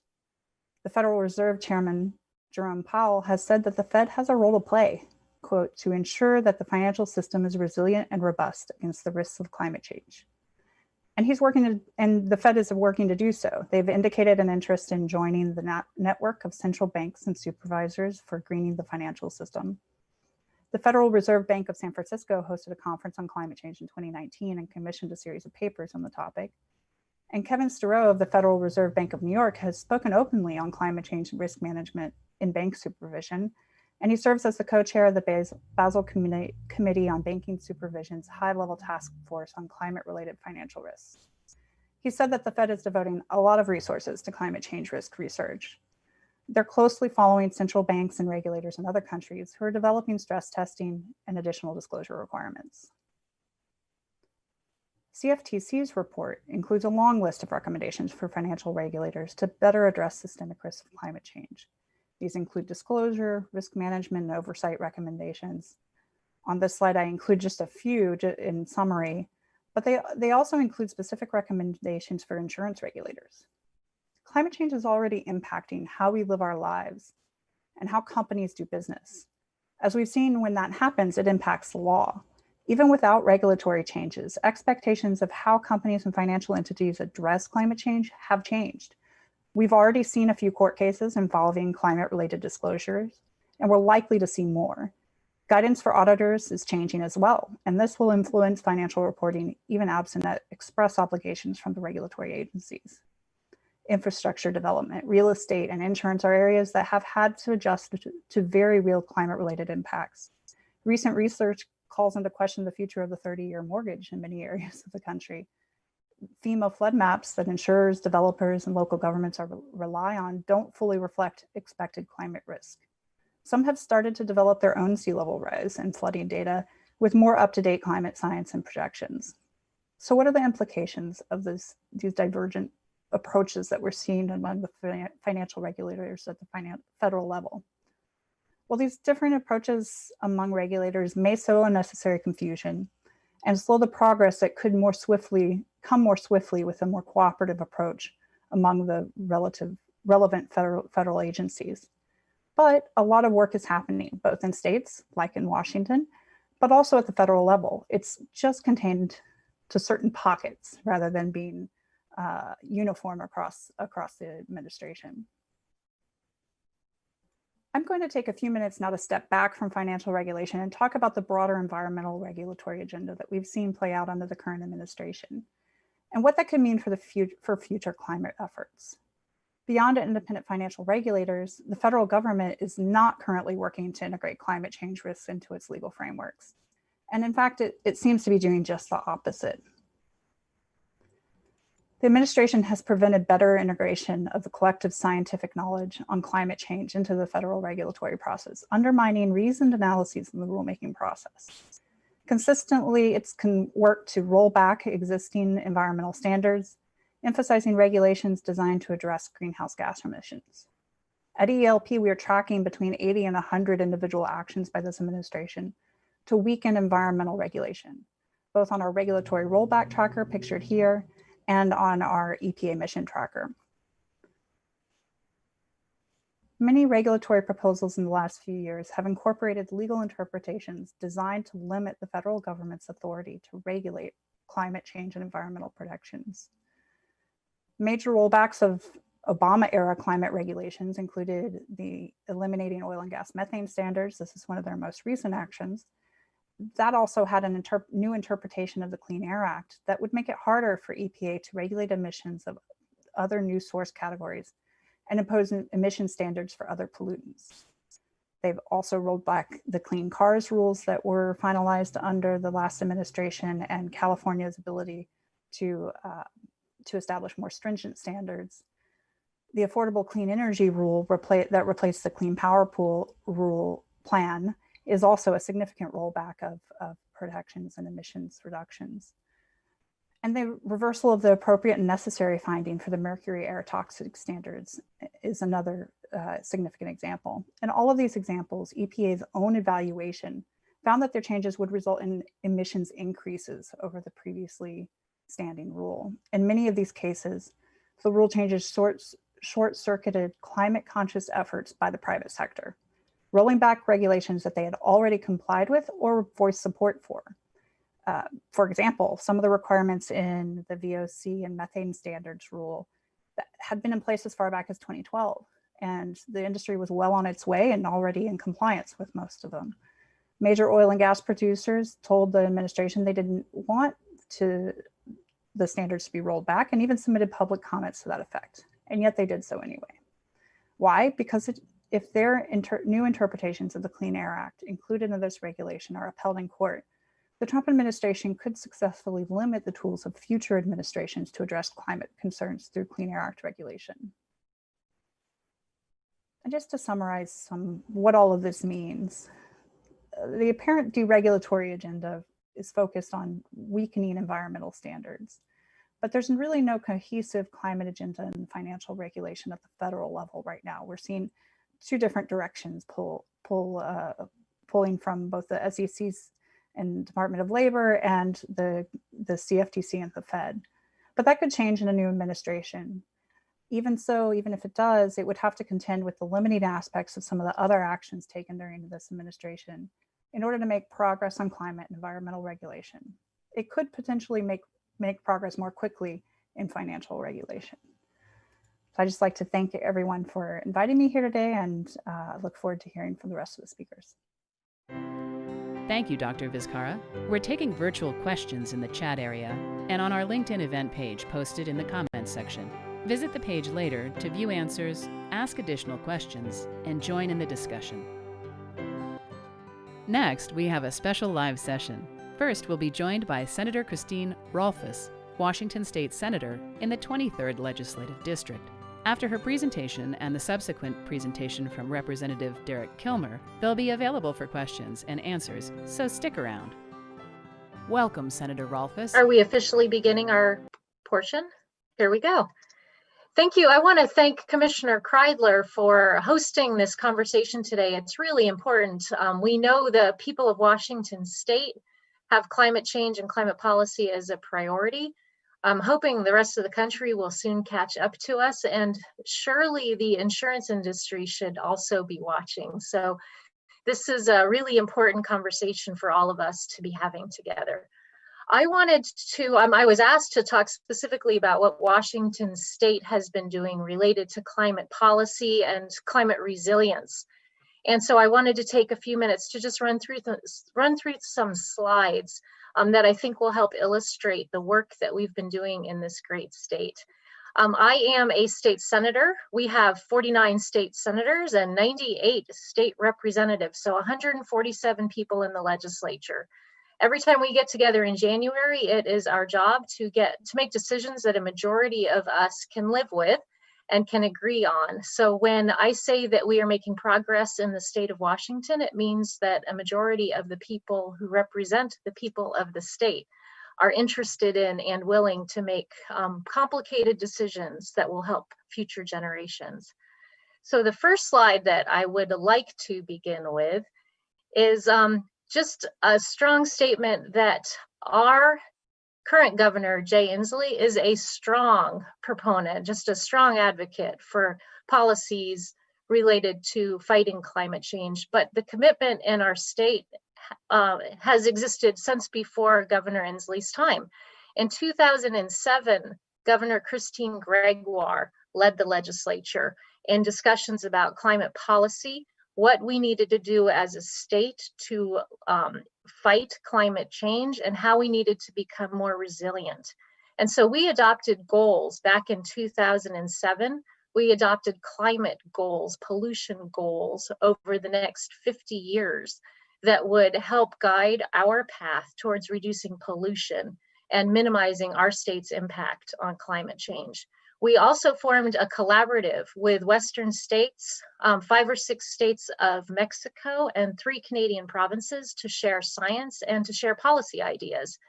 And then in our state, you folks who have been watching or participating in this conference over the last several hours already heard from Dr. Snover from the University of Washington, but the Climate Impacts Group is sort of our CDC and Dr. Fauci of coronavirus fame. We look at the UW's Climate Impact Group for science and for guidance and how we set our policies. So we've been doing this now in our state actively for 13 years. Next slide. And even with our dedication, even with the work that we've done, we have a lot of work to do. So in 2007, we set goals. The easiest goal to understand is that by 2020, so that's today, our emissions would be equal to what they were in 1990. That would require a lot of work and a lot of policy change. And we started making those changes. We started changing those laws. But if you take a look at this graphic, you can see historic emission levels in Washington State starting with 1990. And they pretty much flatlined. On the top line, the green line shows business as usual. In 2019, we asked the Department of Ecology, how are we doing? They said, if you don't make any changes, this is what it's going to look like. And it's about 8% above 1990. So even with all the work that we did, we didn't hit our first goal. So in 2019, the governor gave us a package of bills and said, and with the implication that if we could pass policies like this, we could hit the state's targets. The state's targets are illustrated in the orange block, the orange box there. If we were gonna adopt all of this, we could hit the orange block. So we started. We passed a number of bills in 2019, and I'll talk a little bit about those in a couple of minutes. But we also said, you know what, this is doable. And so just this year, we essentially adopted the same goals as the Paris Accord for our state. And so let's move forward. Let's be a meaningful participant in this global discussion, and let's do our part. And so if we were going to do that, we would need to be moving from the blue line to the maroon line. So that's a lot more work for us to do. The next slide. So why does that matter? Why Why should we be doing this in Washington State? Why does one state matter? And why is it so hard? So our state, since the Governor Gregoire first put her goals out, has grown by 1 million people since 2007. We've added 1 million Washingtonians. We're currently at 7.6 million people, almost 8 million, and we're growing at a rate of almost 100,000 people a year. And that's not Washingtonians having babies. 76% of that growth is people moving here because we're a fantastic place to live. We have beautiful landscapes, great outdoor recreation, and a lot of really good paying jobs. And we have these good paying jobs in sectors like technology and in energy because we are a leader in innovation and our innovative companies work here and have set up shop here. So our state is growing. Our economy is the 14th largest in the country. And if Washington were a country, we would be the 30th largest economy in the world. So what we do does matter. Doesn't matter as much as India, but it matters as much as Norway. And we're approaching this like we are a global leader. And we believe that if we approach climate policy and climate change and innovation like a world leader, our state will continue to lead and will continue to grow. So our next slide begins the conversation about what kinds of policies, what kinds of regulations we've been changing. Last year, as part of the governor's climate package, we adopted one of the nation's leading renewable energy, clean energy bills. So our state will be completely phasing out the use of coal power by 2025. By 2030, we are expecting all of our electricity, all of our energy to be carbon neutral. And by 2045, we will be only using 100% renewable energy in this state. And that for us is doable. And that's primarily because we rely heavily on hydroelectricity, which is carbon free. And so we have a great advantage compared to other states. We also, in 2011, took a really bold step in working with the community of Centralia to shut down the state's only coal-fired power plant. And so that will be completely shut down by 2025. I believe they're transitioning to natural gas, but regardless, the state will not be producing any more coal. The trick for us is that last 5%, getting the last 5% of our energy to be clean. And that's where the utilities are really going to have a lot of work to do. The next slide. Because our state is primarily hydroelectric power, our biggest polluting sector is transportation. And so we've been making progress over the years, but transportation really is still the biggest single polluter remaining. It's kind of our last frontier. So last year, we approved legislation that brings us into the zero emission vehicle category. So we're aligned with California and 9 or 10 other states, requiring manufacturers to sell all their products here, all their electric cars here. We also have invested heavily in private and public fast charging stations to make it more desirable for people to have electric cars. And our ferry system, which crisscrosses Puget Sound, is one of the biggest polluters in the state in terms of transportation emissions. And so we have begun making investments in converting the ferry engines to hybrid electric and all battery powered. And so we'll be making some good gains there over the next 10 years. And then we're also looking at clean high-speed rail between Vancouver, British Columbia and Portland. So that's where we're going with transportation. The next slide talks about agriculture. And this is a new sector for the state to be exploring, and it's kind of a new frontier in carbon policy. But in the last couple of years, we've passed a number of bills related to reducing food waste, and that includes the waste of food as it's coming off the farm and being sent to storage, and as well as the waste that you produce in your home when you let food rot in the refrigerator. So we have a comprehensive system of food waste reduction that we're going to be looking at over the next couple of years. And then also carbon sequestration in soils, and how can we use new kinds of agricultural production that not only store carbon, but use less use less fossil fuel in the production, whether it's in fertilizers or the gas that tractors use. So that the agricultural sector is one place that we are starting to take a look. And then finally, our the last of our major greenhouse gas climate related bills is the next slide. And it is a phase out of hydrofluorocarbons, mimicking legislation that was passed in California over the last couple of years. Once we do this, we are regulating the emissions from 8 different kinds of pollutants. So nothing that's in your home right now or in your business will need to be retrofitted, but new products being manufactured, new equipment being manufactured and sold in the state will need to comply with our new hydrofluorocarbon laws. And the reduction of those 8 chemicals combined is the equivalent of taking 1 million cars off the road. So it will be significant reduction in emissions over time. The next slide is where we start to look at climate resilience. So we know from the science from the University of Washington that our best case scenario is a 1.5 Celsius centigrade increase in temperature over the next 30, 50 years. That's our best bet. With that small of an increase, we see dramatically hotter summers, more drought, snowpack melts, warmer streams, which is bad for salmon, and ocean acidification.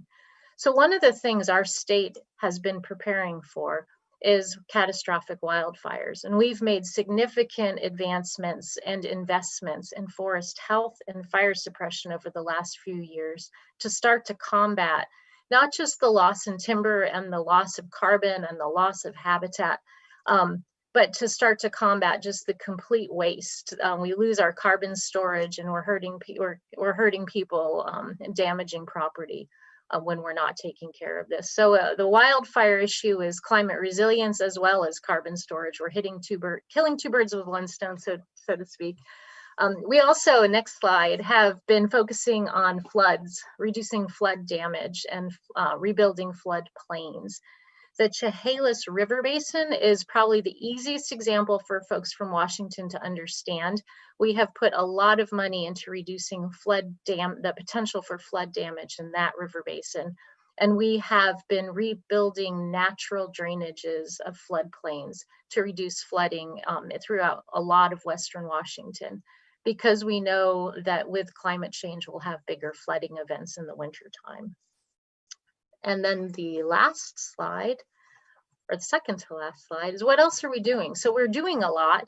We're looking at other legislation for the upcoming years. Last year, we also passed some new rules about energy efficient commercial buildings. So Representative Kilmer will be speaking to the group later. He and I partnered in the legislature years ago on new energy efficiency rules for the real estate sector. And we're building on those rules that we put in place about 10 years ago. The Insurance Commissioner's Office is also leading a natural disaster and resiliency work group that makes regular recommendations to the legislature. And we have 2 different advisory groups working on climate change impacts to our coastal areas. One focused on ocean acidification, and the other group is focused on sea level rise. And we will certainly continue conversations related to clean fuels, whether we need a carbon tax or cap and trade system, and other efforts to decarbonize the state. And so the last slide that I have for you is what's next. And I talked a little bit about that. We're all in this together. You know, the economy in our state is ironically still one of the strongest in the country, even in this pandemic economy, even with the recession that we're in right now. We will remain an amazing place to work, an amazing place to set up businesses, an amazing place to live. And we have the political will and the interest in this state to make progress, to lead the country, and to help lead the whole world into a new economy that's less polluting and safe for everybody. So I'm honored actually to have been invited to present our state's perspective on this. And it's really an honor to be part of a legislature that's willing to act in this way. And I'm hoping that we'll have strong partners in our federal government and looking forward to Congressman Kilmer's report. Thank you. Thank you, Senator Rolfes. Next, please welcome Representative Derek Kilmer, who represents Washington's 6th Congressional District.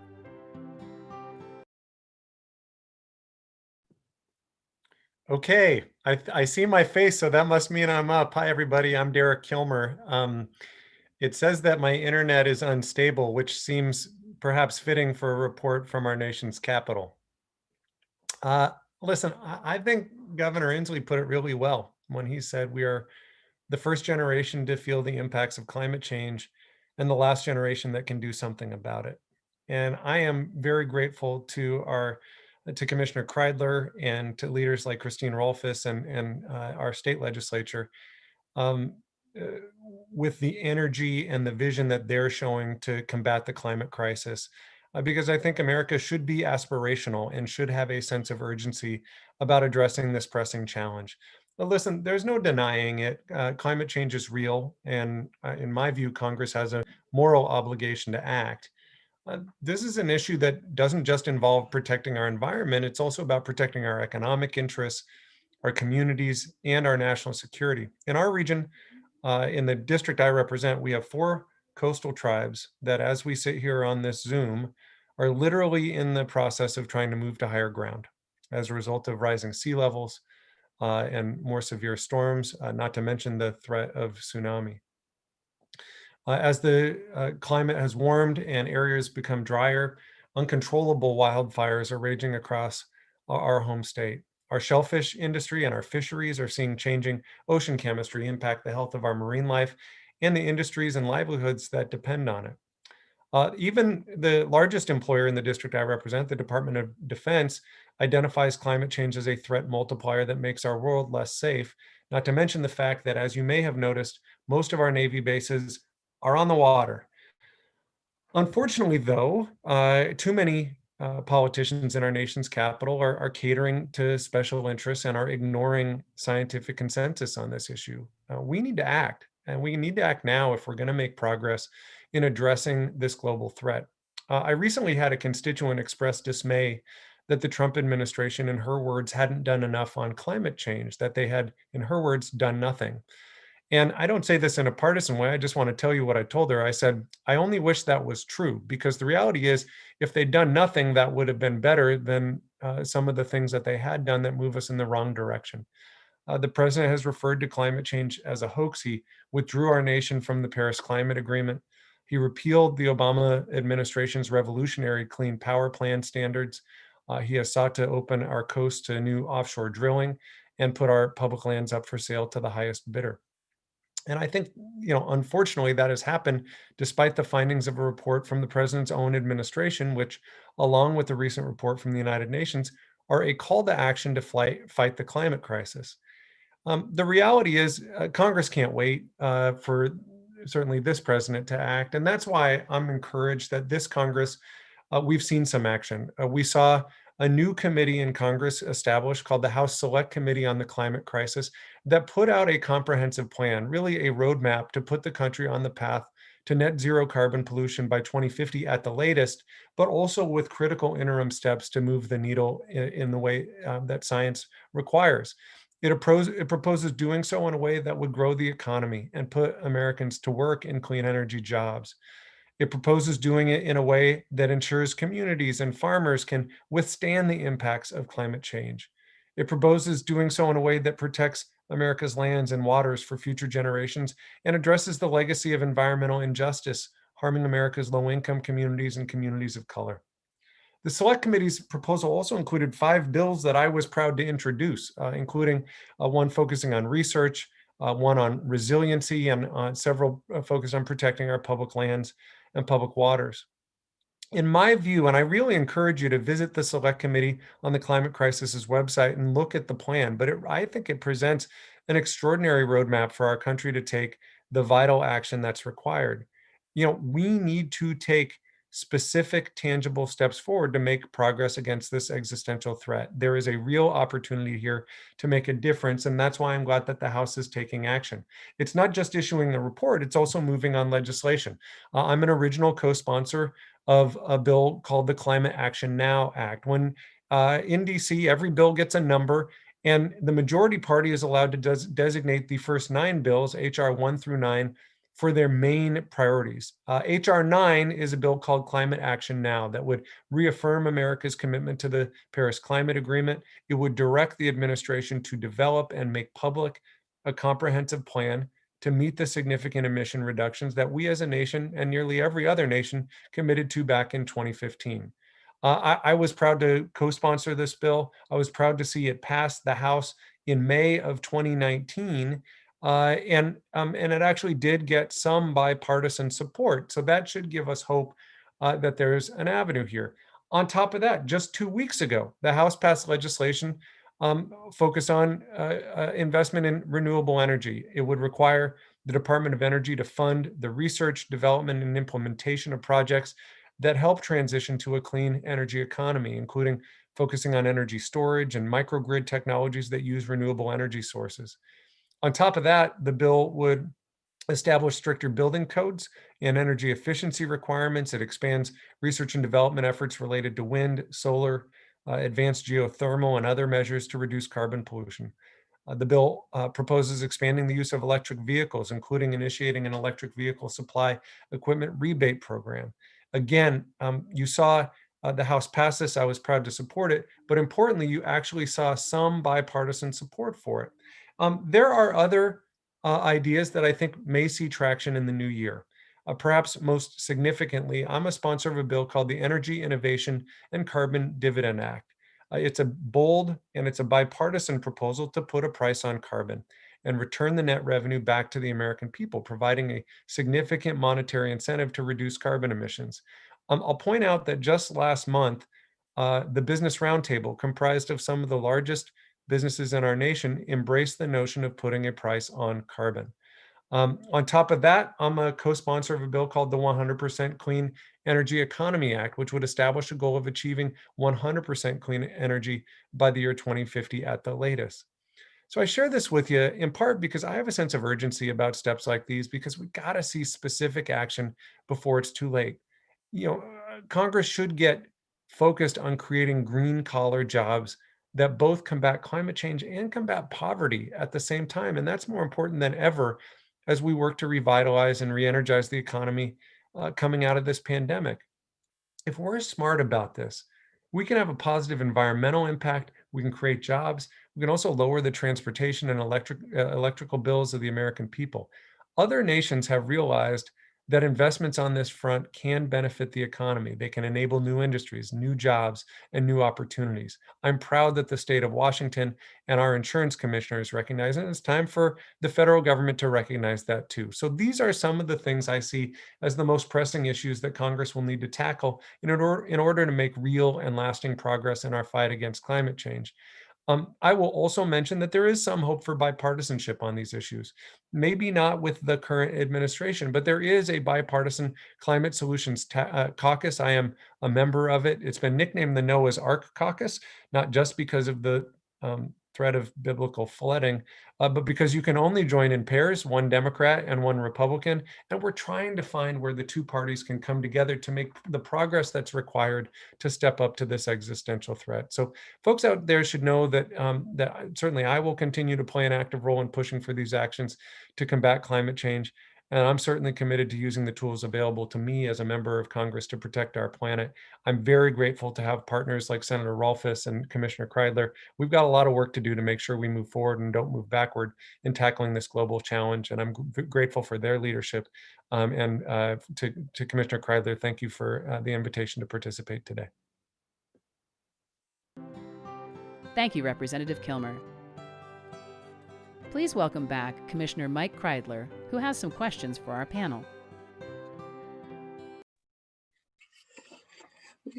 Thank you very much to both of you, Congressman Kilmer and Senator Rolfes. Very much appreciate the enlightened leadership that you bring to the state of Washington and the issues that we are taking up in the state of Washington because of leaders like you.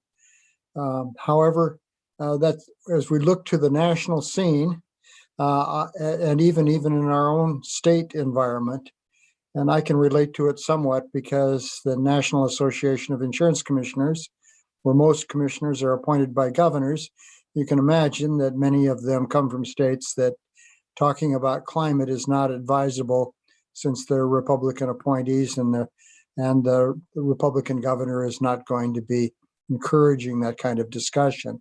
So I have some empathy with it, but I really do have a question for you relative to your colleagues, whether it's at the nationally or at the state level, as to those that continue to deny climate change in the face of the unbelievable changes that we're already seeing as rapidly as they're taking place, and how they can continue to that kind of sentiment in this kind of environment. So, Senator Rolfes, I'll turn to you first and say why do we still have legislators that are still taking that approach, particularly here in the state of Washington with the wildfires that we've been experiencing just this year?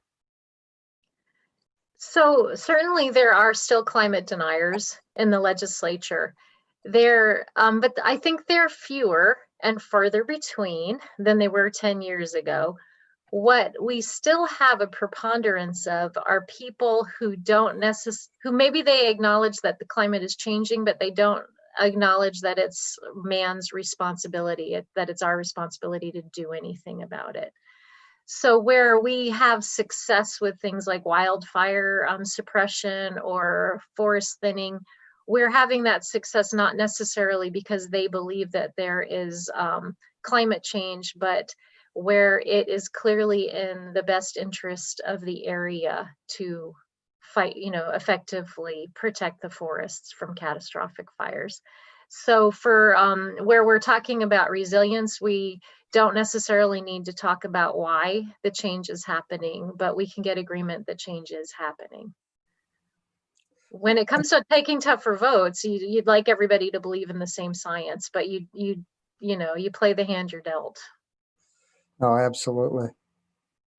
Congressman, why are there so many deniers in the face of this, particularly from the southeast, where they're getting ready for another hurricane to make a strike someplace in that area?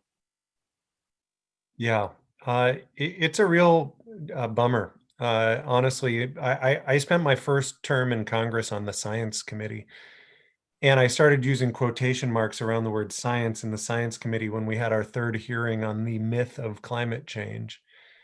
I think, unfortunately, and that's not hyperbole, that actually happened. I think we're in trouble when you've got leaders that are rejecting science and rejecting fact. Some of it, I will say, is tied to the significant role that the fossil fuel industry plays in some of those regions. To some degree, I think I've got colleagues who are responding to that either because of the outsized influence they play as a special interest, and sometimes as an outsized employer in some of those regions. And I think, to me, it underscores the importance of, as we transition away from being so reliant on fossil fuels, it's got to be a transition that doesn't leave people behind. We've got to be conscious of making sure that there's training and resources available, much as Senator Rolfes mentioned. As we looked at the coal-fired facility in our state, making sure that we're not saying to that community or to those workers, sorry, you're on your own, but rather having a transition plan that has their back. I think that's going to be an important part of this conversation going forward. It's interesting. I listened to 60 Minutes last Sunday, and one of the scientists pointed out that to be a climate denier today is like denying denying gravity. It's just so far out of the mainstream of science that it's not even a realistic entity. So hopefully they start to make some progress in that regard. Another area, another question would be if you have any suggestions how best to affect land use management to incorporate climate science into determining future use of land. Congressman, this is a tough issue, but let me turn to you first on that one. Well, there's a couple pieces of this question that I'd want to unpack. One is how do we use land in a way that helps combat the climate crisis? So, for example, our public lands and the protection of our working forests. Our forests can serve as a carbon sink that can play an important role, and reforestation can certainly play an important role in combating the climate challenge. And so that is, to some degree, tied to how we look at land use management. And, certainly the administration's approach of wanting to, sell our public lands to the highest bidder, I think is concerning in that regard. On top of that, I think we need to think about it from a resiliency standpoint as well. And I would say that on two fronts. One, I've sponsored legislation that's called the Tribal Coastal Resiliency Act that acknowledges that we have Native American tribes, not just in our state, but around the country, that have to move to higher ground, that are very resource constrained in their ability to do that. And so that needs to become a part of land planning, where we've got coastal communities, not just Native American tribes, but other coastal communities that may need to move either entire communities or at least assets where people might be in the line of fire to someplace else. And as a nation, we have not fully gotten our head around what that looks like. And certainly I and my team are working in that regard. The other piece of that, though, is also looking at things like the National Flood Insurance Program and whether we need to think about incentives so that in areas that are experiencing persistent flooding, maybe we rethink how we approach that so that we don't continue to run into the same problem over and over in areas that might be in the line of fire. Good point. And it's certainly something I've been pushing with the insurance industry. I mean, if you want to, they can't walk away just because the water rises. That they should be advocating early as to land use practices, so that we don't so they're not encouraging by virtue of insuring initially, but then backing away from insuring that same property later on. They need to do it early. Senator, what do you say with the land use issues? How would you respond to that?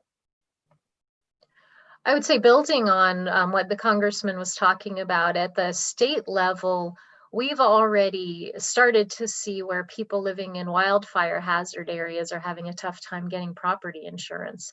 And you can't blame the insurance companies, and yet you're leaving people behind who have always had insurance on their homes. So it then becomes incumbent upon county governments and local governments to help make sure that the building that's going on in that interface, that suburban urban interface with forest areas and wildfire hazard areas, is being built to code, being built to be fireproof, and being built in a way that the fire districts can defend it.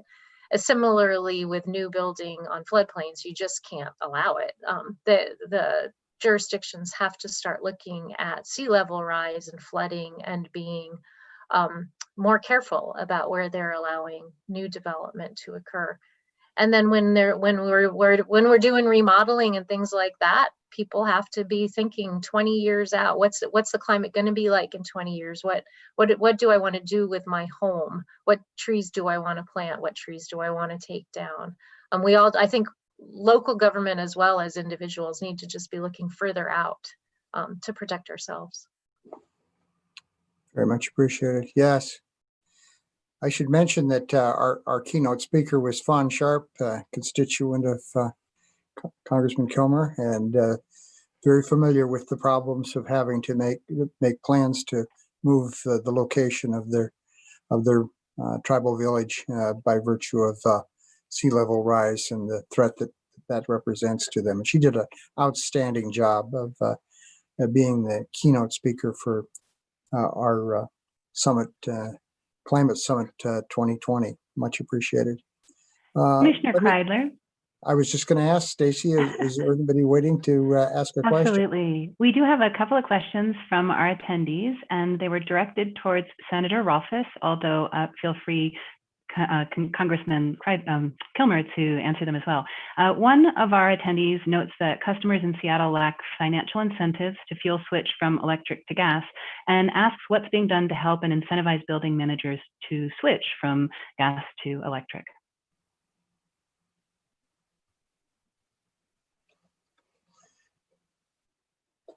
I don't know what they're doing in the city of Seattle specifically, but I do know that there is legislation being proposed to allow for fuel switching and to help with that transition. So hopefully the state will be in a position to help the city with some of the low-income customers that want to make that switch.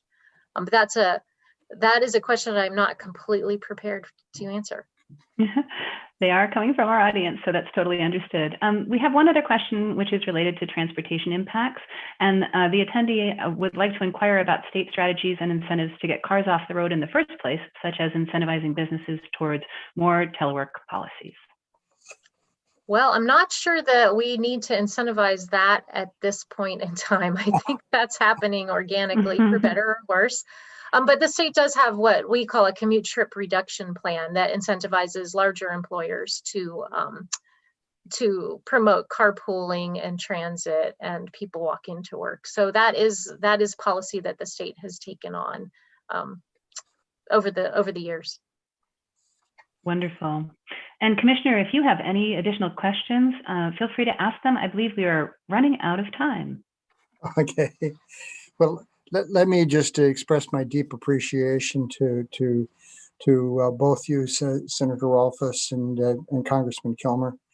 How much I appreciate it. There are lots of questions I'd like to ask, but we are approaching that challenge of time. But your presence here and participation has certainly helped to highlight the importance of this issue and made it a much more meaningful summit meeting on climate for us by virtue of your participation. So thank you very much. You're providing invaluable leadership. So thank you very much. Thank you, Commissioner. Thank you. Absolutely. And Commissioner Kreidler, I believe that you would like to leave us with some parting thoughts today. I would. It's interesting. I served one term in Congress. I served on the Energy and Commerce Committee. I served on the Energy Subcommittee of Congress that was chaired by Phil Sharp at the time. And we talked about the issues around carbon sink. And this was back in the mid 1990s. What a shame that we're still talking about issues that are still so relevant and so pertinent, and nothing drove that home more than this conference and the people that we had a chance to listen to. I'm so deeply appreciative to all of the people, all of the speakers that we had that participated, and the information that they imparted to us. The sad part of it is that we recognize now what we really should have recognized back in the mid 90s, if not before, that this was an issue that we needed to address immediately and do it now. And that is something that I'm hoping that people recognize, that there's no time to lose. This is one we have to act on immediately. One of the things that popped up here, not just recently, were the issues around smoke and wildfires. And the University of Washington scientists came up with a projection that, given the amount of contaminants that we had in our atmosphere here in the Puget Sound, that something like 200 people more than likely died as a result of this very, very contaminated air. How many times do we have to go through that? We had it a couple of years ago. It was back again last month. Before we start to get smart. When it comes to wildfires, I'm particularly sensitive to that. Some 50 years ago, when I was 21 years old, and that is a couple of years ago, I wound up, I was a smoke jumper for the United States Forest Service in Southern Oregon. We never had to worry about a firestorm. You do now, and you better worry about it. When I was 21, I wouldn't have worried about it, but that's because I was 21. Today, I know enough about it and how dangerous it is. It's something we really have to worry about, and we need to make sure we're acting now to address these issues and not waiting until later. We wound up with an unbelievable amount of losses this year in fires, and it's not over yet. I mean, the fires are still a major problem in California for us right now. We've been adding something like at least 100 fires since 2015, a year nationally, wildfires, additional wildfires being added. And just in this year, the United States has suffered some 5,000 more wildfires than we experienced in just last year, 2019. It should be driven home to us that these are big problems and they need to be solved. Our issues focus a great deal here in the Northwest on wildfires because it's so close to us and we're so familiar with it, but it does not diminish the kind of challenges we face as a planet, certainly as a country, as to the changes that we need to be making in order to make sure we're addressing this issue. What we're seeing are increasingly destructive natural disasters that are ones that need to be addressed before it's too late. You know, there was a time where we as a country looked at issues with the idea of posterity, not just here and now, not just our own lifetime, not just what we're going to experience today and tomorrow, but for posterity. And I think that's what we're missing right now when we take on an issue like climate. This climate is an issue that is for we're thinking of posterity. This is for the future. This is for the saving the planet. This is for future generations. This is for our children, our grandchildren, great-grandchildren, and on and on. And I want to be able to look myself in the mirror and say, I was willing to do something about it. And that's why I'm so proud of the people who participated in this event today, the great speakers that we had that helped to bring home the message that we have in front of us today, that the necessity of dealing with this issue immediately. We can all play an incredibly important role here of helping to address this issue. Hopefully we all learn something by virtue of this summit on climate, that we're better educated. We have some takeaways that we can work on. This is not one where we walk away. This is one where we need to thinking about what we can do for the future. So to all of you that participated and listened, to all of those that actually were presenters, and to the staff, my staff that helped to put this together, thank you very much. We look forward to seeing a change take place in this planet of ours, this state of ours, and in the insurance world. Thank you so much.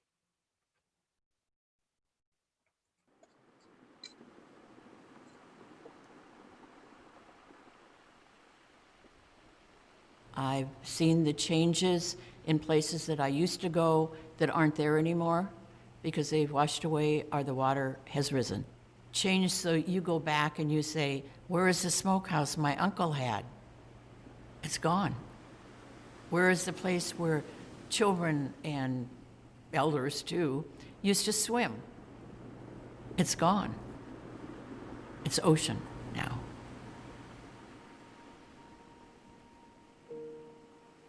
What can we do to impact what's happening? We recognize that negative impacts are occurring They're going to occur more frequently. They're going to be more devastating. They're going to have a deeper impact on us and our lives in the future. What can we do to impact that?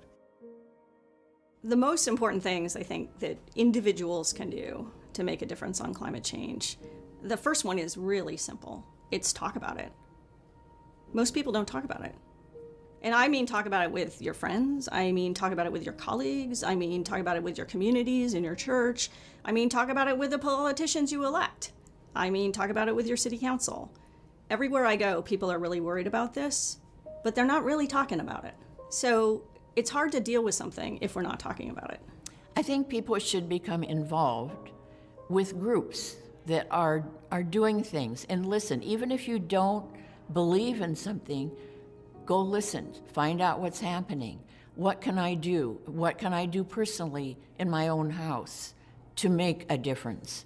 What can I do in my own community? What can I do in my own county or my own reservation to make some changes? We need to speak up about what's happening, that it's real. The way I talk about it with people is really beginning by understanding what it is that they care about. Are they in the public health field or are they in medicine? Well, then they're really interested in keeping people healthy and they're really aware of health risks. And I ask them if they've considered this one, the impact of heat and wildfire smoke inhalation on communities. And is there a way that the public health or the medical community could help with that? And what resources do they need from elected officials? Should the city be thinking about that? That's a way to bring it home to something that affects me, my community, and maybe even what I care about professionally, right? Some people really enjoy skiing. Well, climate change means less snow. It's hard to get around that one. And so if that's really important to you and a priority, then that's something to talk about. What are you doing to protect our winters? Other people care about wild spaces, or people care about farm worker safety, or all kinds of different things. Indoor air quality in low-income communities. All of those things have a climate thread. When climate changes, it pulls on all of those things and will make things more difficult if we're not thinking about it now. So it's really about recognizing that almost everything we care about locally will be touched by climate change. And then asking elected officials, what are you doing to ensure that these things that we value, we care about, or that we're trying to achieve, we can do as the climate changes. Regardless of a legislator's opinion on climate, whether they're somebody that says, yes, climate change is a real problem, or maybe they say there are other issues I consider to be more important, I think what you really want to do, regardless of what individual you're talking to, is drive it home that it matters to you, to future generations, that you want to make sure that our policymakers, regardless of whether they're a Republican or a Democrat or a Libertarian, Green Party, whoever you are, that you're focused on dealing with this issue, making changes. That's what you want to do. And identifying it as an issue important to you as a voter, that's what you need to drive home. As an individual, as a tribal member, as a steward, I believe we can make a difference. We can make a difference if we start now.